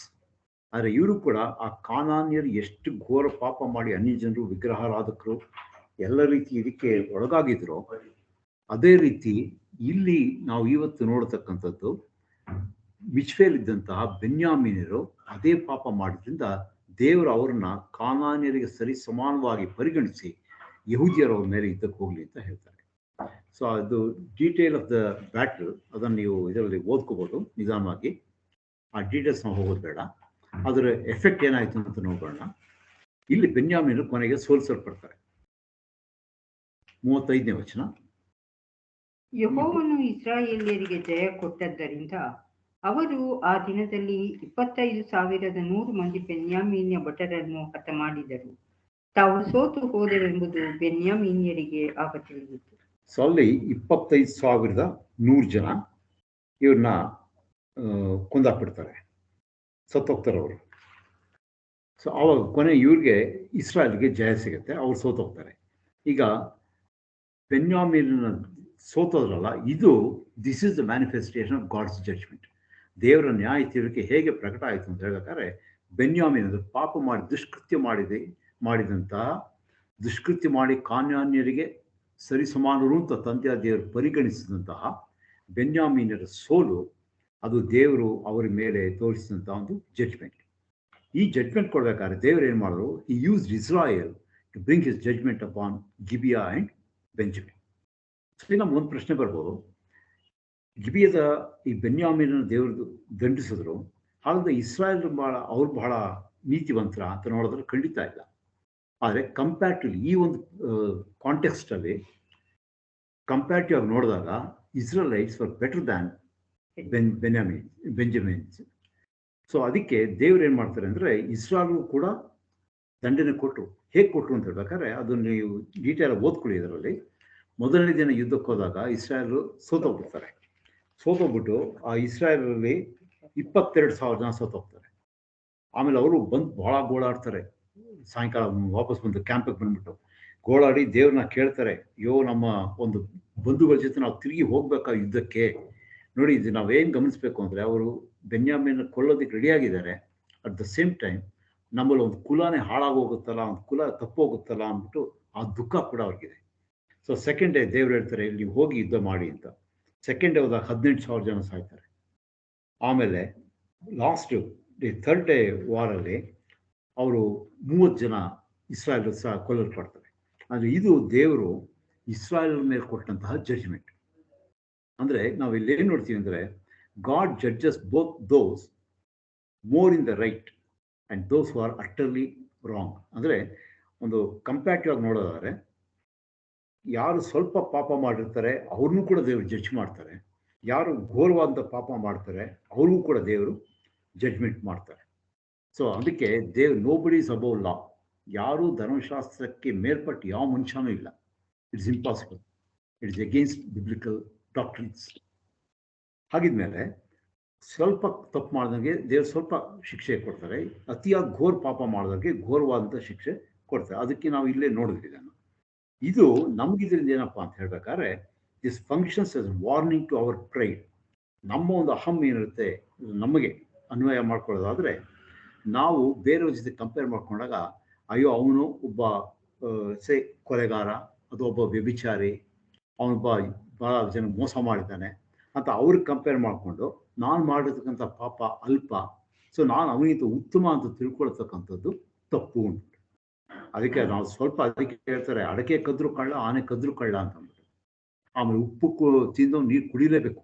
ಯಾರು ಪಾಪ ಮಾಡ್ತಾರೋ ಶಿಕ್ಷೆ ಅನುಭವಿಸ್ಲೇಬೇಕು. ಅದು there is no escape from that. ಅದಕ್ಕೆ ಇದು it's a warning for our pride. ಯಾಕಂದ್ರೆ ನಾವು ನಮಗಿಂತ ಹೆಚ್ಚಾಗಿ ಪಾಪ ಮಾಡಿದ್ರೆ ನೋಡಿದಾಗ ನಾವು ಸ್ವಲ್ಪ ಉಪ್ಕೊಳ್ತಕ್ಕಂಥ ಚಾನ್ಸಸ್ ಇರುತ್ತೆ. ಅದಕ್ಕೆ ನಮಗೆ ಇದು ಒಂಥರ ಎಚ್ಚರಿಕೆ ಅಂತ ಮಾತು. ಇವಾಗ ಇವರು ಇಸ್ರಾಯೇಲ್ ಗೆಲ್ಲೋದಿಕ್ಕೆ ಒಂದು ದೇವರು ಬೆನ್ಯಾಮಿನ್ನ ನಾಶ ಮಾಡಬೇಕಾಗಿತ್ತು. ಇಸ್ರಾಯೇಲ್ನ ತನ್ನ ಒಂದು ಟೂಲ ಉಪಯೋಗ ಮಾಡಿಕೊಂಡ್ರು. ಅದು ಒಂದು ಆಸ್ಪೆಕ್ಟು. ಎರಡನೇದೇನಪ್ಪ, ಇವರು ಗೆಲ್ಲೋದಕ್ಕೆ ಒಂದು ಕಾರಣ ಅಥವಾ ಗೆಲ್ಲೋದಕ್ಕೆ ಸಹಾಯ ಮಾಡಿದಂಥದ್ದು ಏನು ಅಂತ ಹೇಳ್ಬೇಕಾದ್ರೆ, the sons of Israel ask direction from god. ಅವ್ರು ದೇವ್ರನ್ನ ಹೋಗಿ ಕೇಳ್ತಾ ಇದ್ರು, ನಾವೇನು ಮಾಡ್ಬೋದು, ನಾವು ಯುದ್ಧಕ್ಕೆ ಹೋಗ್ಬೋದಾ, ಯುದ್ಧ ಮಾಡ್ಬೋದಾ, ಯಾರು ಹೋಗಬೇಕು. ಅಂದರೆ ಪ್ರತಿಯೊಂದು ಅವರ ಕಾರ್ಯದ ಹಿಂದೆ ಅವರು ದೇವರನ್ನ ಮುಂದಿಟ್ಕೊಂಡ್ರು. ದೇವರೊಂದು ನೇತೃತ್ವದಲ್ಲಿ, ದೇವರ ಒಂದು ಗೈಡೆನ್ಸಲ್ಲಿ ಅವರೆಲ್ಲ ಕಾರ್ಯಗಳನ್ನು ಮಾಡಿದ್ದನ್ನು ನಾವು ನೋಡ್ತೀವಿ. ಯಾಕಂದರೆ ಆ ಕಾಲದಲ್ಲಿ ಬೇತೇಲಿನಲ್ಲಿ ದೇವರ ಯೆಹೋವನ ಮಂಜೂಷ ಅವರಲ್ಲಿತ್ತು. ಮತ್ತು ಫೀನೆಹಾಸನು ಅಂದರೆ ಆರೋನ ಮೊಮ್ಮಗ, ಆ ಫೀನೆಹಾಸನು ಆತನಿಗೆ ಯಾಜಕ ಸೇವೆ ಮಾಡ್ತಾರೆ. He was the high priest. ಅದಕ್ಕೇನೆ, should I go out to battle again with the sons of Benjamin my brother, or should I quit ಅಂತ ಕೇಳಿದಾಗ ದೇವ್ರು ಹೇಳ್ತಾರೆ, ಗೋ, ನಾಳೆ ದಿನ ಅವ್ರನ್ನ ನಿನ್ನ ಕೈಗೆ ಒಪ್ಪಿಸ್ತೀನಿ ಅಂತ ಹೇಳ್ಬಿಟ್ಟು.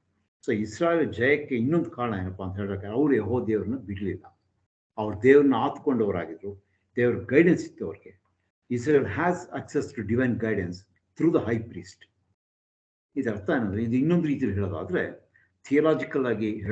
ಥಿಯಲಾಜಿಕಲಿ speaking, Israel had the means of grace.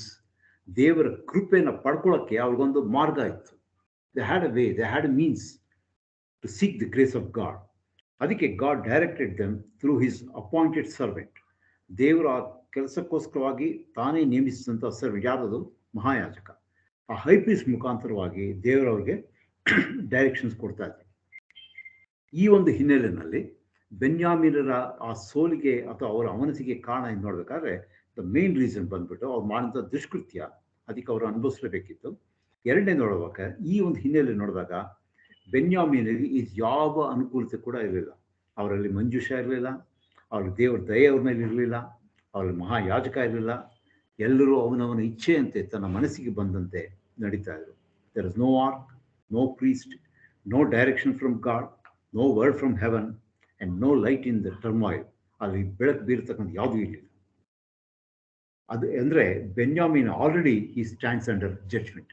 ದೇವರ ಇದರಲ್ಲಿ ನ್ಯಾಯದ ಕೈ ಕೆಳಗೆ ಅವರು ಆಗಲೇ ಬೆನ್ಯಾಮೀನ್ ದೇವರು ಇದು ಮಾಡ್ತಿದ್ದಾರೆ. ಏನು ನ್ಯಾಯ? ಮೋಸ್ಟ್ ಇಂಪಾರ್ಟೆಂಟ್ ಅಂದರೆ god has left him alone. ದೇವರು ಅವನ್ನ ಬಿಟ್ಬಿಟ್ರು. ಯಾವಾಗ ದೇವರ ಪ್ರಸನ್ನತೆ ನಮ್ಮ ಮಧ್ಯದಿಂದ ಹೊರಟೋಗುತ್ತೋ, ನಮ್ಮ ಜೊತೆ ದೇವರು ಯಾವಾಗ ನಮ್ಮನ್ನು ತೋರಿತಾರೋ, ನಮ್ಮ ಬಿಟ್ಟು ಹೊರಟೋಗ್ತಾರೋ, ಅದಕ್ಕಿಂತ ಪನಿಷ್ಮೆಂಟ್ ಬೇರೆ ಯಾವುದೂ ಇಲ್ಲ. ಯಾಕಂದ್ರೆ ನಮ್ಗೆ ಏನೇ ಕಷ್ಟ ಬಂದರೂ ದೇವ್ರು ನಮ್ಮ ಜೊತೆ ಇದ್ದರೆ ನಾವು ದೇವ್ರನ್ನ ಹೋಗಿ ಬೇಡ್ಕೊಂಡು ಆ ಪಾಪದ ಪಶ್ಚಾತ್ತಾಪ ಪಟ್ಟು ನಾವು ಬದಲಾಗ್ಬೋದು. ದೇವ್ರ ಕ್ಷಮೆ ನಮ್ಗೆ ದೊರೆಯುತ್ತೆ, ದಯೆ ದೊರೆಯುತ್ತೆ. ಆದರೆ ಯಾವಾಗ ದೇವರೇ ನಮ್ಮನ್ನು ತ್ಯಜಿಸ್ಬಿಡ್ತಾರೆ, ಆಗ ಅವ್ರ ಅಂಥ ಸ್ಥಿತಿ ಬಹಳ ಶೋಚನೀಯ ಆಗುತ್ತೆ. ಅದಕ್ಕೆ no judgment can be worse than having no counsel from God, no access to his presence. ಇದನ್ನು ನಾವು ಇನ್ನೂ ಚೆನ್ನಾಗಿ ಎಲ್ಲಿ ನೋಡ್ತೀನಿ ಬೇಕಾದ್ರೆ, ಎ ಲೇಟರ್ ಡೇ, ಮುಂದೆ ಬಂದಂಥ ದಿವಸದಲ್ಲಿ ಒಬ್ಬ ಬೆನ್ಯಾಮೀನರ ಅರಸ, ನಮ್ಗೆ ಗೊತ್ತೋದು ಸೌಲ್ ಅಂದ್ಬಿಟ್ಟು. ಸೌಲ ಕೂಡ he understood this very perfectly and very miserably. ಭಾಳ ಒಂಥರ ಕಷ್ಟವಾಗಿ, ಭಾಳ ಪರ್ಫೆಕ್ಟಾಗಿ ಇದನ್ನು ಅರ್ಥ ಮಾಡಿಕೊಂಡ್ರು ಸೌಲ. ಒಂದು ವಚನ ಓದೋಣ. 1 ಸಮುವೇಲ 28ನೇ ಅಧ್ಯಾಯ 15ನೇ ವಚನ. 1 Samuel 28th chapter 15th verse. 1 ಸಮುವೇಲ 28ನೇ ಅಧ್ಯಾಯ 18ನೇ ವಚನ.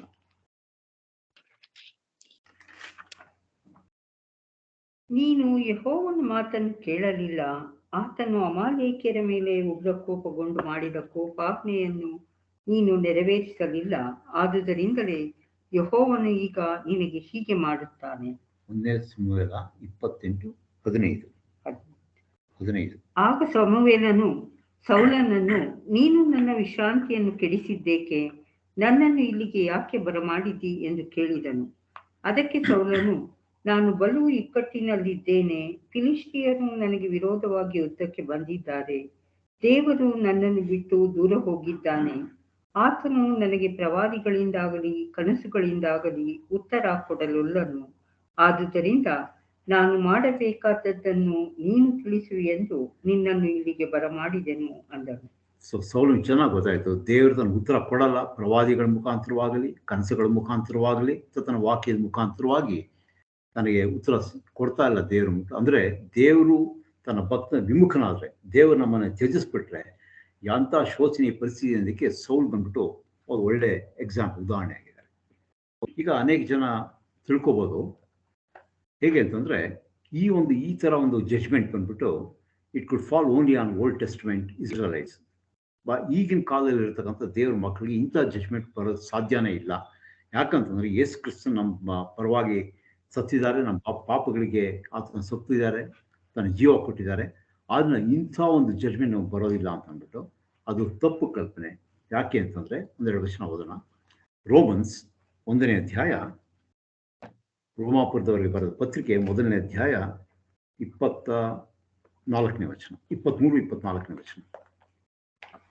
ಲಯವಿಲ್ಲದ ದೇವರ ಮಹಿಮೆಯನ್ನು ಬಿಟ್ಟು ಅದಕ್ಕೆ ಬದಲಾಗಿ ಲಯವಾಗುವ ಮನುಷ್ಯ, ಪಶು, ಪಕ್ಷಿ, ಸರ್ಪಾದಿಗಳ ಮೂರ್ತಿಯನ್ನು ಮಾಡಿಕೊಂಡರು. ಆದ ಕಾರಣ ಅವರು ಮನಸ್ಸಿನ ದುರಾಶೆಗಳಂತೆ ನಡೆದು ತಮ್ಮ ದೇಹಗಳನ್ನು ಮಾನಹೀನ ಮಾಡಿಕೊಳ್ಳಲಿ ಎಂದು ದೇವರು ಅವರನ್ನು ಹೊಲಸಾದ ನಡತೆಗೆ ಒಪ್ಪಿಸಿದನು. ಸೊ ಇಲ್ಲಿ ನೋಡ್ಬೇಕಾದ್ರೆ ಅವರು ಮನಸ್ಸಿನ ದುರಾಶೆಗಳಂತೆ ನಡೆದು ತಮ್ಮ ದೇಹಗಳನ್ನು ಮಾನಹೀನ ಮಾಡಿಕೊಳ್ಳಲಿ ಎಂದು ದೇವರು ಅವರನ್ನು ಹೊಲಸಾದ ನಡತೆಗೆ ಒಪ್ಪಿಸಿದನು. ಅವ್ರೇನ್ ಮಾಡಿದ್ರು, ಸತ್ಯದೇವರನ್ನ ಬಿಟ್ಟು ಅಸತ್ಯವಾದದನ್ನು ಹಿಡಿದುಕೊಂಡು ಸೃಷ್ಟಿಕರ್ತನನ್ನು ಪೂಜಿಸದೆ ಸೃಷ್ಟಿ ವಸ್ತುಗಳನ್ನೇ ಸೇವಿಸುವವರಾದರು. ಇದು ನಾವು ಮಾಡ್ತಿದ್ದೀವಿ. ಅದನ್ನು ಸೃಷ್ಟಿ ವಸ್ತುಗಳು ಅಂತ ಅನ್ಬೇಕಾದ್ರೆ not necessary an idol or an icon or ಇದು ಪ್ರತಿಮೆ ಆಗಿರ್ಬೇಕು, ಇದೇ ಇರಬೇಕು ಅಂತಲ್ಲ. ಯಾವುದಕ್ಕೆ ದೇವರಿಗಿಂತ ಹೆಚ್ಚಾದ ಪ್ರಾಮುಖ್ಯತೆ ಕೊಡ್ತೀವೋ that becomes our idol. So ಆ ರೀತಿಯಲ್ಲಿ ನೋಡೋದಾದ್ರೆ ನಾವು ಇಂಥ ಒಂದು ಸೃಷ್ಟಿಕರ್ತನ ಬಿಟ್ಬಿಟ್ಟು ಸೃಷ್ಟಿ ವಸ್ತುಗಳನ್ನ ಪೂಜಿಸೋದಾದ್ರೆ ನಮಗೆ ಈ ಒಂದು ಶಿಕ್ಷೆನ ದೇವರು ಖಂಡಿತವಾಗಿ ದಯಪಾಲಿಸ್ತಾರೆ. ಇದನ್ನೇ ಅವ್ರು ಅಲ್ಲಿ ಮಾಡಿದ್ದು. ಅವ್ರು ತಮ್ಮ ಮನಸ್ಸಿನ ದುರಾಶೆಗಳಂತೆ ನಡೆದು ಬೆನ್ಯಾಮೀನರ ಪಾಪ ಮಾಡಿದ್ರು, ಸೊದೋಮ್ ಗೊಮೋರದವರು ಪಾಪ ಮಾಡಿದ್ರು, ದೇವರವ್ರಿಗೆ ಶಿಕ್ಷೆ ಕೊಟ್ಟರು. ಇದನ್ನೇ ಇನ್ನೊಂದು ರೀತಿಯಲ್ಲಿ ಇಲ್ಲಿ ರೋಮನ್ಸ್ ಇದರಲ್ಲಿ ಹೇಳ್ತಾ ಇದ್ದಾರೆ. ಇನ್ನೊಂದು ವಚನ ಓದೋಣ, 28ನೇ ವಚನ, ಅದರಲ್ಲೇ ರೋಮನ್ಸ್ 1 ಚಾಪ್ಟರ್ 28 ವರ್ಸ್. ಇದಲ್ಲದೆ ದೇವರ ಜ್ಞಾನವು ಅವರಿಗೆ ಇಷ್ಟವಿಲ್ಲದ್ದರಿಂದ ಅಲ್ಲದ ಕೃತ್ಯಗಳನ್ನು ನಡೆಸುವವರಾಗುವಂತೆ ದೇವರು ಅವರನ್ನು ಅನಿಷ್ಟ ಭಾವಕ್ಕೆ ಒಪ್ಪಿಸಿದನು. ಸೊ ದೇವರೇ ಬಿಟ್ಬಿಡ್ತಾರೆ, ಅಲ್ಲದ ಕೃತ್ಯಗಳನ್ನ ನಡೆಸುವರಾಗುವಂತೆ ದೇವರು ಅವರನ್ನ ಅನಿಷ್ಟ ಭಾವಕ್ಕೆ ಒಪ್ಪಿಸ್ಬಿಟ್ರು. ಇಂಥ ಸ್ಥಿತಿ ನಮಗೆ ಬರಬಾರ್ದು. It's very dangerous. ಆಯ್ತು, ಮತ್ತೆ ಇದಕ್ಕೆ ಜಡ್ಜಸ್ ಬರೋ ನೋಡೋದಾದ್ರೆ 21ನೇ ವಚನದಲ್ಲಿ ಥೀಮ್ ಚೇಂಜ್ ಆಗುತ್ತೆ. ಇಲ್ಲಿ ಏನಂತಂದ್ರೆ 20ನೇ ಅಧ್ಯಾಯದಲ್ಲಿ ನಾವು ನೋಡಿದ್ವಿ ಡಿಸ್ಟ್ರಕ್ಷನ್ ಆಫ್ ಬೆಂಜಮಿನ್. ಆ ಬೆನ್ಯಾಮೀನ್ ಕುಲದವ್ರಿಗೋಸ್ಕರ ಇವರು ದುಃಖ ಪಟ್ಟಿದ್ದು. 21ನೇ ವಚನ ನೋಡ್ಬೇಕಾದ್ರೆ ಇಲ್ಲಿ it brings out the tenacity of Jehovah's case. Tenacity ಅಂದರೆ ದೇವರೊಂದು ಸಂಕಲ್ಪ, ಒಂದು ದೃಢವಾದಂಥ ಸಂಕಲ್ಪ. ಏನು, ತಾನು ದೇವರ ದಯಾಮಯನು, ದಯಾಪೂರ್ಣನು. ಆ ಒಂದು ದೃಢತೆ, ದೇವರ ದಯೆ ಅಂತಕ್ಕಂಥ ದೃಢತೆ, ಆ ಒಂದು ದೇವರ ಸಂಕಲ್ಪ, ಇದನ್ನ ನಾವಿಲ್ಲಿ ನೋಡ್ತೀವಿ. ಇಸ್ರಾಯೇಲ್ಗಳು ಬಹಳ ಗೋಳಾಡ್ತಾರೆ ಬೆನ್ಯಾಮೀನ್ಗೋಸ್ಕರ. ಅನ್ಯಾಯ, ಅವರು ಎಲ್ಲ ಸತ್ತೋದ್ರಲ್ಲ, ಕೇವಲ 600 ಜನ ಮಾತ್ರ ಉಳ್ಕೊಂಡಿದ್ದಾರೆ, ನಾವೇನು ಮಾಡೋದಪ್ಪ ಅಂತಂದ್ಬಿಟ್ಟು. ಅದಕ್ಕೆ ಅವ್ರು ಹೇಳ್ತಾರೆ, ಒಂದು ಕುಲವು ಹಾಳಾಗಿ ಹೋಯ್ತಲ್ಲ ಅಂತ ನೋಡಿ. 21ನೇ ಅಧ್ಯಾಯ 3ನೇ ವಚನದಲ್ಲಿ ನೋಡ್ತೀವಿ, 1 tribe is now missing in Israel, ಹಾಳಾಗಿ ಹೋಯ್ತು. ಅದೇ 6ನೇ ವಚನ ನೋಡ್ಬೇಕಾದ್ರೆ ಒಂದು ಕುಲ ಕಡಿಮೆ ಆಯ್ತಲ್ಲ ಅಂತ ಗೋಳಾಡ್ತಾರೆ. 17ನೇ ವಚನ ನೋಡ್ಬೇಕಾದ್ರೆ ಒಂದು ಕುಲ ಪೂರ್ಣವಾಗಿ ಅಳಿದು ಹೋಯ್ತಲ್ಲ ಅಂದ್ಬಿಟ್ಟು ಗೋಳಾಡ್ತಾರೆ.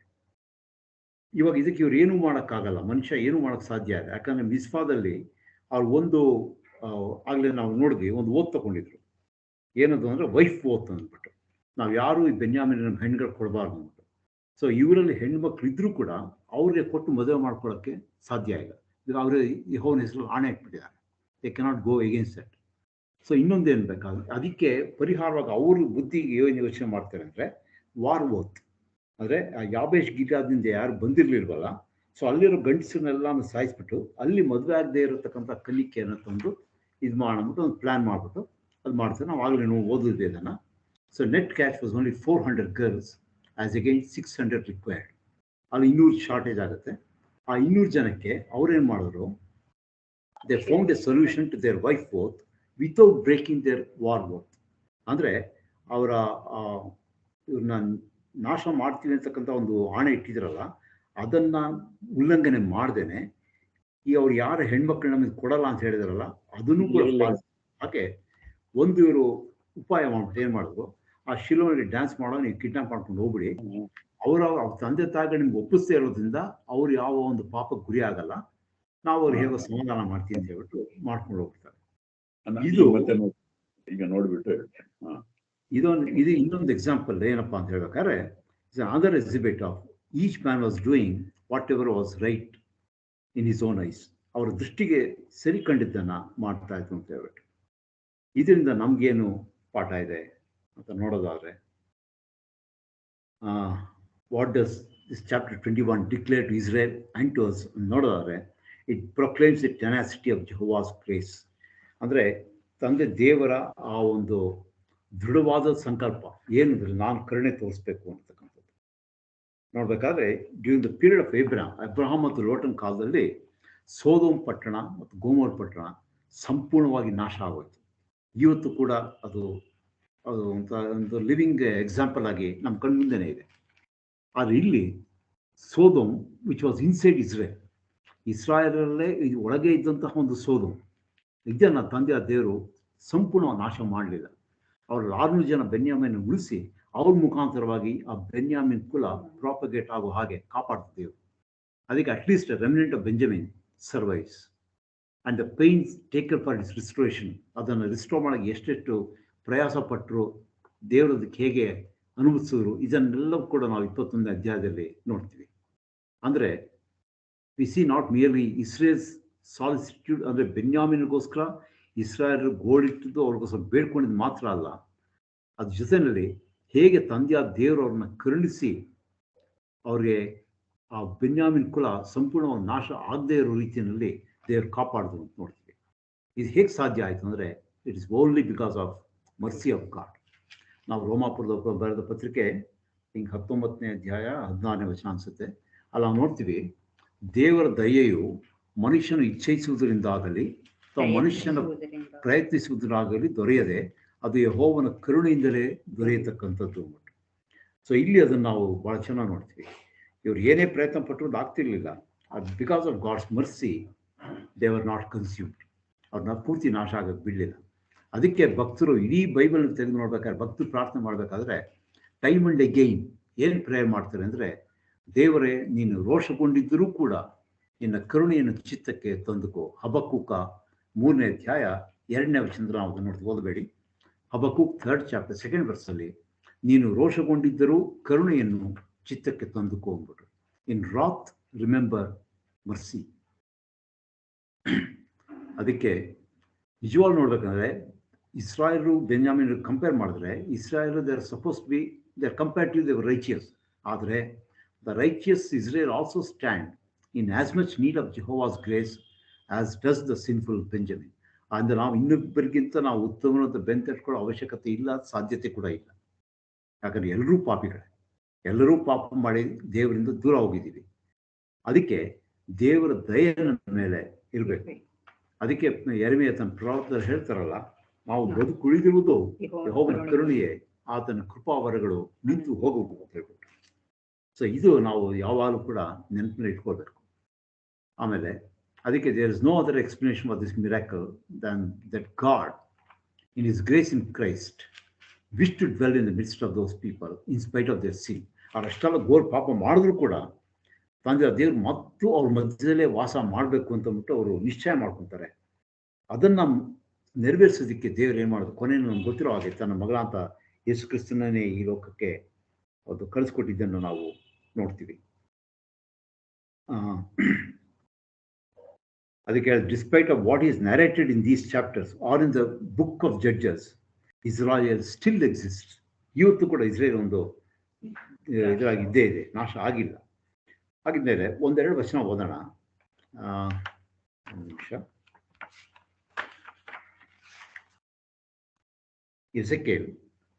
ಎಜೆಕೇಲನ ಪ್ರವಾದನೆಕ್ಕಂತ 16ನೇ ಅಧ್ಯಾಯ 48ರಿಂದ 50 ವಚನ.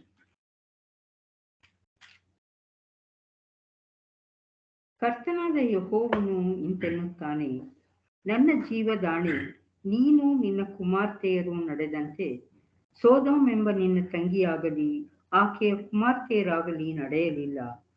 ಸೋದೋಮ್ ಎಂಬ ನಿನ್ನ ತಂಗಿಯ ದೋಷವನ್ನು ನೋಡು. ಇಲ್ಲಿ ದೇವರು ಸೋದೋಮಿನ ದೋಷ ನೋಡು ಅಂತ ಲಿಸ್ಟ್ ಔಟ್ ಮಾಡ್ತಾರೆ. ಏನೇನು?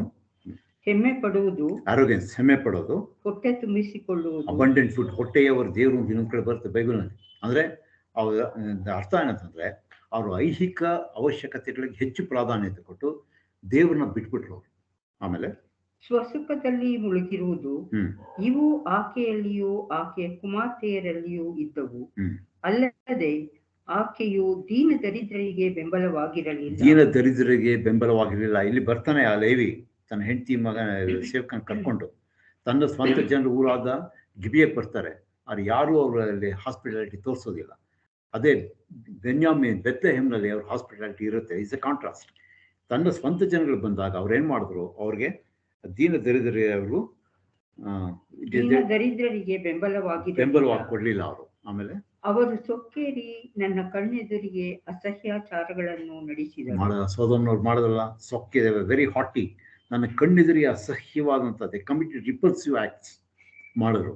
ಇಲ್ಲಿ ಗಿಬಿಯದಲ್ಲಿ ಬೆನ್ಯಾಮೀನರು ಅದೇ ಕಾರ್ಯವನ್ನು ಮಾಡಿದ್ದನ್ನು ನಾವು ನೋಡ್ತೀವಿ. ಅಂದರೆ ಸೊ ಈ ರೀತಿ ಇರಬೇಕಾದ್ರೆ ಹಾಗೆ ಇವ್ರಿಗೆ ಏನಪ್ಪ, ಇವಾಗ ದೇವರು ತನ್ನ ದೃಢವಾದ ಸಂಕಲ್ಪ, ಕೃಪೆಯ ಸಂಕಲ್ಪ, ತನ್ನ ದಯೆ ತೋರಿಸ್ಬೇಕು. ಅದಕ್ಕೆ ದೇವ್ರು ಏನು ಮಾಡ್ತಾರಂತೆ ನೋಡೋದಾದ್ರೆ ಇನ್ನೊಂದು ವಚನ ಓದೋಣ. ಎಹೆಜ್ಕೇಲ್, ಅದೇ ಎಹೆಜ್ಕೇಲ್ನಲ್ಲಿ 16ನೇ ಅಧ್ಯಾಯ, ಒಂದು ನಿಮಿಷ,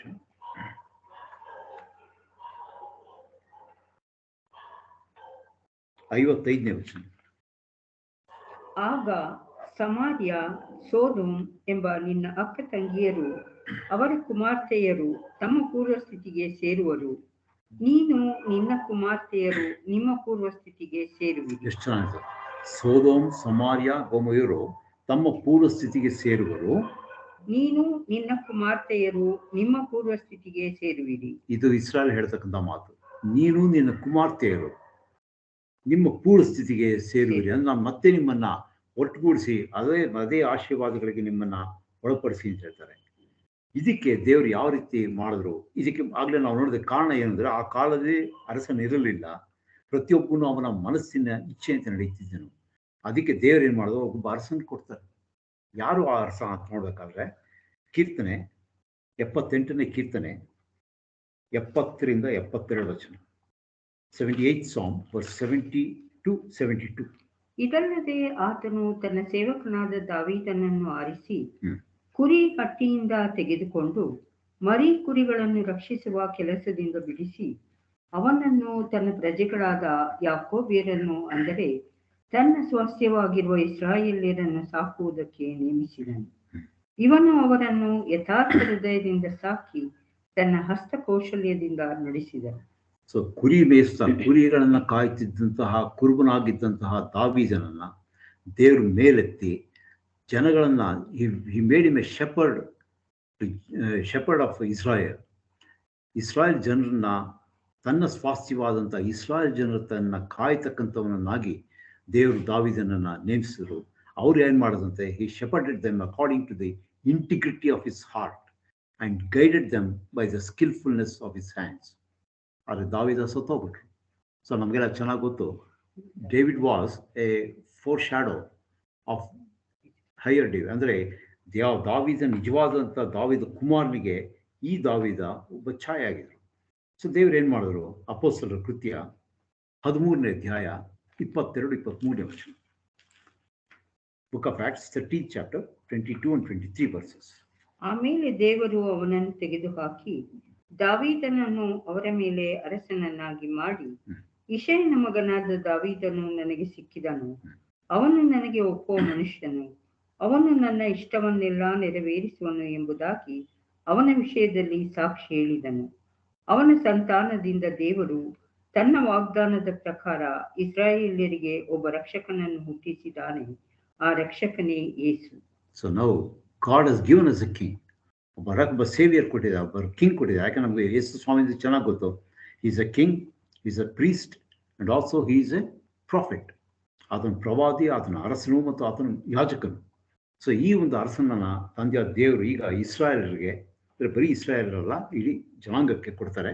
ಆದರೆ ಪ್ರಾಮುಖ್ಯವಾಗಿ ಶಾರೀರಿಕ ಇಸ್ರಾಯೇಲರಾದಂಥ ಅವರಿಗೆ ಮತ್ತು ಆತ್ಮೀಯ ಇಸ್ರಾಯೇಲರಾದಂಥ ನಮಗೆ ದೇವರಿಗೆ ಒಬ್ಬ ಅರಸನನ್ನು ಕೊಟ್ಟಿದ್ದಾರೆ. ಆ ಅರಸನು ಬಂದ್ಬಿಟ್ಟು ನಮ್ಮ ರಕ್ಷಕನಾದ ಯೇಸು ಕ್ರಿಸ್ತನು. ಸೊ ಈಗ ಅರಸನಿರ್ಬೇಕಾದ್ರೆ ಈ ಅರಸ ನಮ್ಮನ್ನ ನಾವು ತಪ್ಪುದಾರಿ ಹೋಗೋದಕ್ಕೆ ಬಿಡೋದಿಲ್ಲ, ನಮ್ಮನ್ನು ಕಾಪಾಡ್ತಾರೆ. ಹಂಗೂ ಬಹಳ ಪೂರ್ತಿ ಇನ್ಕಾರಿಜಿಬಲ್ ಆದ್ರೆ ಮಾತ್ರ ದೇವರು ನಮಗೆ ಇದು ಮಾಡ್ತಾರೆ ಹೊರತು ತಾನು ಆರಿಸ್ಕೊಂಡವ್ರನ್ನ ಅವ್ರ ನಾಶನಕ್ಕೆ ಹೋಗೋದಕ್ಕೆ ದೇವರು ಬಿಡೋದಿಲ್ಲ. ಅದಕ್ಕೆ ಕೆಲವು ವಚನ ಓದೋಣ.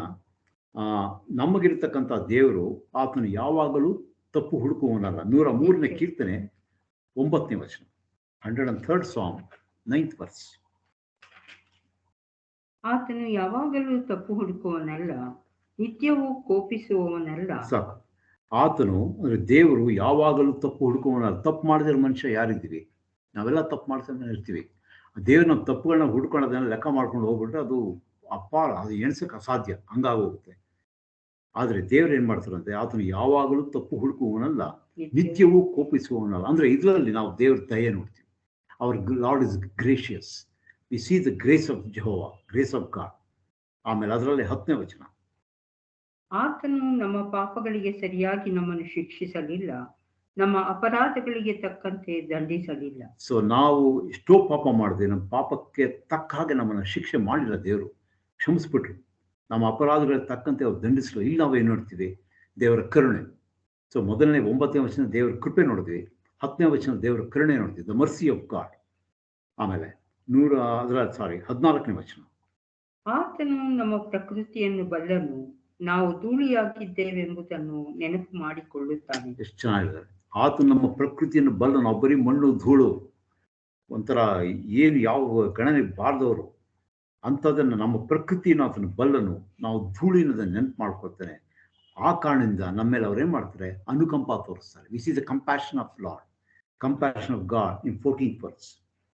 ಆಮೇಲೆ ಇನ್ನೊಂದು ಯೇಸು ಸ್ವಾಮಿ ಮುಖ್ಯವಾದ ನಮಗೆ ಬಹಳ ಇಂಪಾರ್ಟೆಂಟ್ ನೋಡ್ಬೇಕಂದ್ರೆ ಇಬ್ರಿಯರು ಬರೆದ ಪತ್ರಿಕೆ 2ನೇ ಅಧ್ಯಾಯ 18ನೇ ವಚನ, Hebrews 2nd chapter 18th verse. ತಾನೇ ಶೋಧಿಸಲ್ಪಟ್ಟು ಬಾಧೆಯನ್ನು ಅನುಭವಿಸಿರುವುದರಿಂದ ಶೋಧಿಸಲ್ಪಡುವವರಿಗೆ ಸಹಾಯ ಮಾಡುವುದಕ್ಕೆ ಶಕ್ತನಾಗಿದ್ದಾನೆ. So he is also our helper.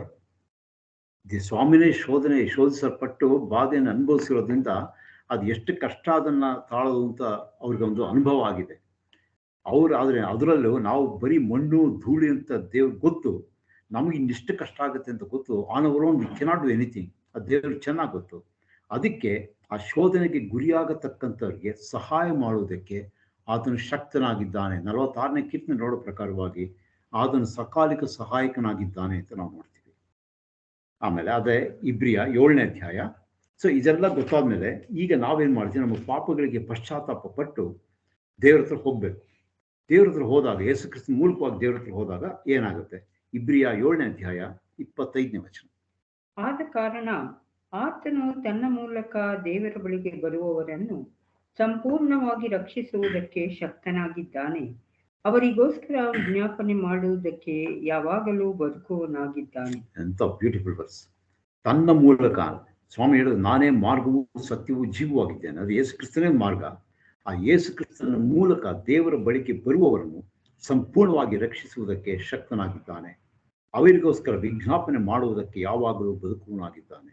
ನಾವು ಯೋಹಾನ್ ಬರೆದ 1ನೇ ಪತ್ರಿಕೆ 1ನೇ ಅಧ್ಯಾಯ 7ನೇ ವಚನ ನೋಡ್ಬೇಕಾದ್ರೆ, ಆ ದೇವರು ಬೆಳಕಾಗಿದ್ದಾನೆ, ಆತನ ಬೆಳಕಿನಲ್ಲಿರುವಂತೆಯೇ ನಾವು ಬೆಳಕಿನವರಾಗಿದ್ದರೆ ಆತನ ಮಗನಾದ ಯೇಸುವಿನ ರಕ್ತವು ನಮ್ಮ ಸಕಲ ಪಾಪವನ್ನು ನಿವಾರಣೆ ಮಾಡಿ ನಮ್ಮನ್ನು ಶುದ್ಧಿ ಮಾಡುತ್ತದೆ. ಸಕಲ ಪಾಪನ ನಿವಾರಣೆ ಮಾಡಿಬಿಡ್ತು.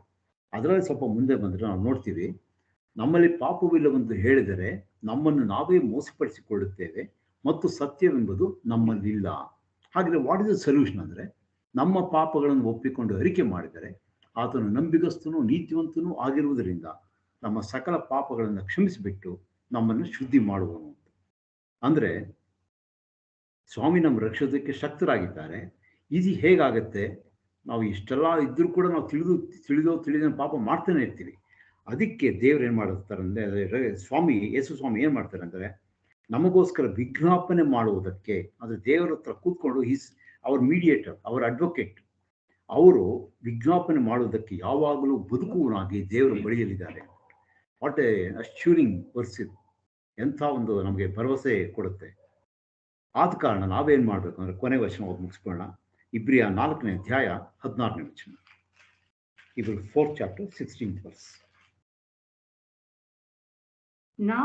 ಆದುದರಿಂದ ನಾವು ಕರುಣೆಯನ್ನು ಹೊಂದುವಂತೆಯೂ ಆತನ ದಯೆಯಿಂದ ಸಮಯೋಚಿತವಾದ ಸಹಾಯವು ನಮಗೆ ದೊರೆಯುವಂತೆಯೂ ಧೈರ್ಯದಿಂದ ಕೃಪಾಸನದ ಮುಂದೆ ಬರೋಣ. ಸೊ ನ್ಯಾಯಸ್ಥಾಪಕರ ಪುಸ್ತಕದಲ್ಲಿ ನಾವು ಇಷ್ಟು ಒಂದು 4 ಸೆಷನ್ಸ್ನಲ್ಲಿ ನೋಡಿದ್ದೆಲ್ಲ ನೋಡಬೇಕಾದ್ರೆ ಅದರಲ್ಲಿರ್ತಕ್ಕಂಥ ನಮಗೂ ಕೂಡ ಅನ್ವಯ ಆಗುತ್ತೆ, ಅಪ್ಲೈ ಆಗುತ್ತೆ, ಖಂಡಿತ ಅಪ್ಲೈ ಆಗುತ್ತೆ. ಯಾಕಂದ್ರೆ ನಾವು ಕೂಡ ದೇವರು ಆದುಕೊಂಡಂಥ ಜನಾಂಗ. ದೇವರು ನಮ್ಮನ್ನು ಲೋಕದೊಳಗಿಂದ ಆರಿಸಿ ತನ್ನ ಪ್ರಜೆಗಳಾಗಿ ಸ್ವೀಕಾರ ಮಾಡ್ಕೊಂಡಿದ್ದಾರೆ. ಸೊ ಆ ಕಾಲದಲ್ಲಿ ಅರಸರಿರಲಿಲ್ಲ, ಅವರು ಪಾಪ ಮಾಡೋದು ದೇವರು ಶಿಕ್ಷೆ ಕೊಟ್ಟರು. ಈಗ ನಮಗೆ ಒಬ್ಬ ಅರಸನ್ನು ಕೊಟ್ಟಿದ್ದಾರೆ. ನಮ್ಗೆ ಎಷ್ಟೊಂದು ಬೈಬಲ್ ಇದೆ, ಸತ್ಯವಿದೆ, ಎಷ್ಟೊಂದು ಮಾರ್ಗದರ್ಶನ ಇದೆ. ಯೇಸು ಕ್ರಿಸ್ತನೇ ನಮಗೆ ಮಾರ್ಗ, ನಮಗೆ ಸತ್ಯ, ನಮ್ಗೆ ಜೀವ ಆಗಿದ್ದಾರೆ. ಸೊ ಇಂಥ ಒಬ್ಬ ಅರಸನನ್ನ ದೇವರು ನಮ್ಗೆ ಕೊಟ್ಟಿರ್ಬೇಕಾದ್ರೆ ದೇವರು ನಮ್ಮಿಂದ ಇನ್ನೂ ಹೆಚ್ಚಾಗಿ ಆ ಒಂದು ಅಪೇಕ್ಷೆ ಪಡ್ತಾರೆ. ನಮ್ಮ ನೀತಿ, ನ್ಯಾಯ, ಸತ್ಯತೆ ಇದನ್ನು ನಾವು ಇನ್ನೂ ಹೆಚ್ಚಾಗಿ ಅಭ್ಯಾಸ ಮಾಡಿ ಅದನ್ನು ಬರೀ ಇನ್ನೊಬ್ಬರು ಬೋಧನೆ ಮಾಡೋದಲ್ಲ, ಅದ್ರ ಪ್ರಕಾರ ನಡೆಯೋ ಹಾಗಿರ್ಬೇಕು. ಯಾಕಂದರೆ ಪ್ರತಿಯೊಬ್ಬನೂ ಕೂಡ ಅವನವನ ಪಾಪ ಕೃತ್ಯಗಳಿಗೆ, ಅವನವನ ರಕ್ಷಣೆಗೆ ಅವರೇ ಹೊಣೆ ಆಗ್ತಾರೆ. ನಾನು ಇನ್ನೊಬ್ರಿಗೆ ಮಾಡೋಕ್ಕಾಗಲ್ಲ, ಇನ್ನೊಬ್ರು ನನಗೆ ಮಾಡೋಕ್ಕಾಗಲ್ಲ. So each one is responsible for himself. ಆದ ಕಾರಣ ಈ ವಾಕ್ಯಗಳನ್ನ, ಈ ಒಂದು ಇದನ್ನು ನಾವು ಸದಾಕಾಲ ನೆನಪಲ್ಲಿ ಇಟ್ಕೊಂಡು ನಾವು ದೇವರ ಮಕ್ಕಳಾಗಿ ನಡೆಯೋ ಹಾಗೆ ದೇವರು ನಮ್ಮೆಲ್ಲರೂ ಕೂಡ ಆಶೀರ್ವದಿಸಲಿ. ದೇವರ ಈ ವಾಕ್ಯಗಳನ್ನ ಆಶೀರ್ವದಿಸಲಿ. ಆಮೇಲೆ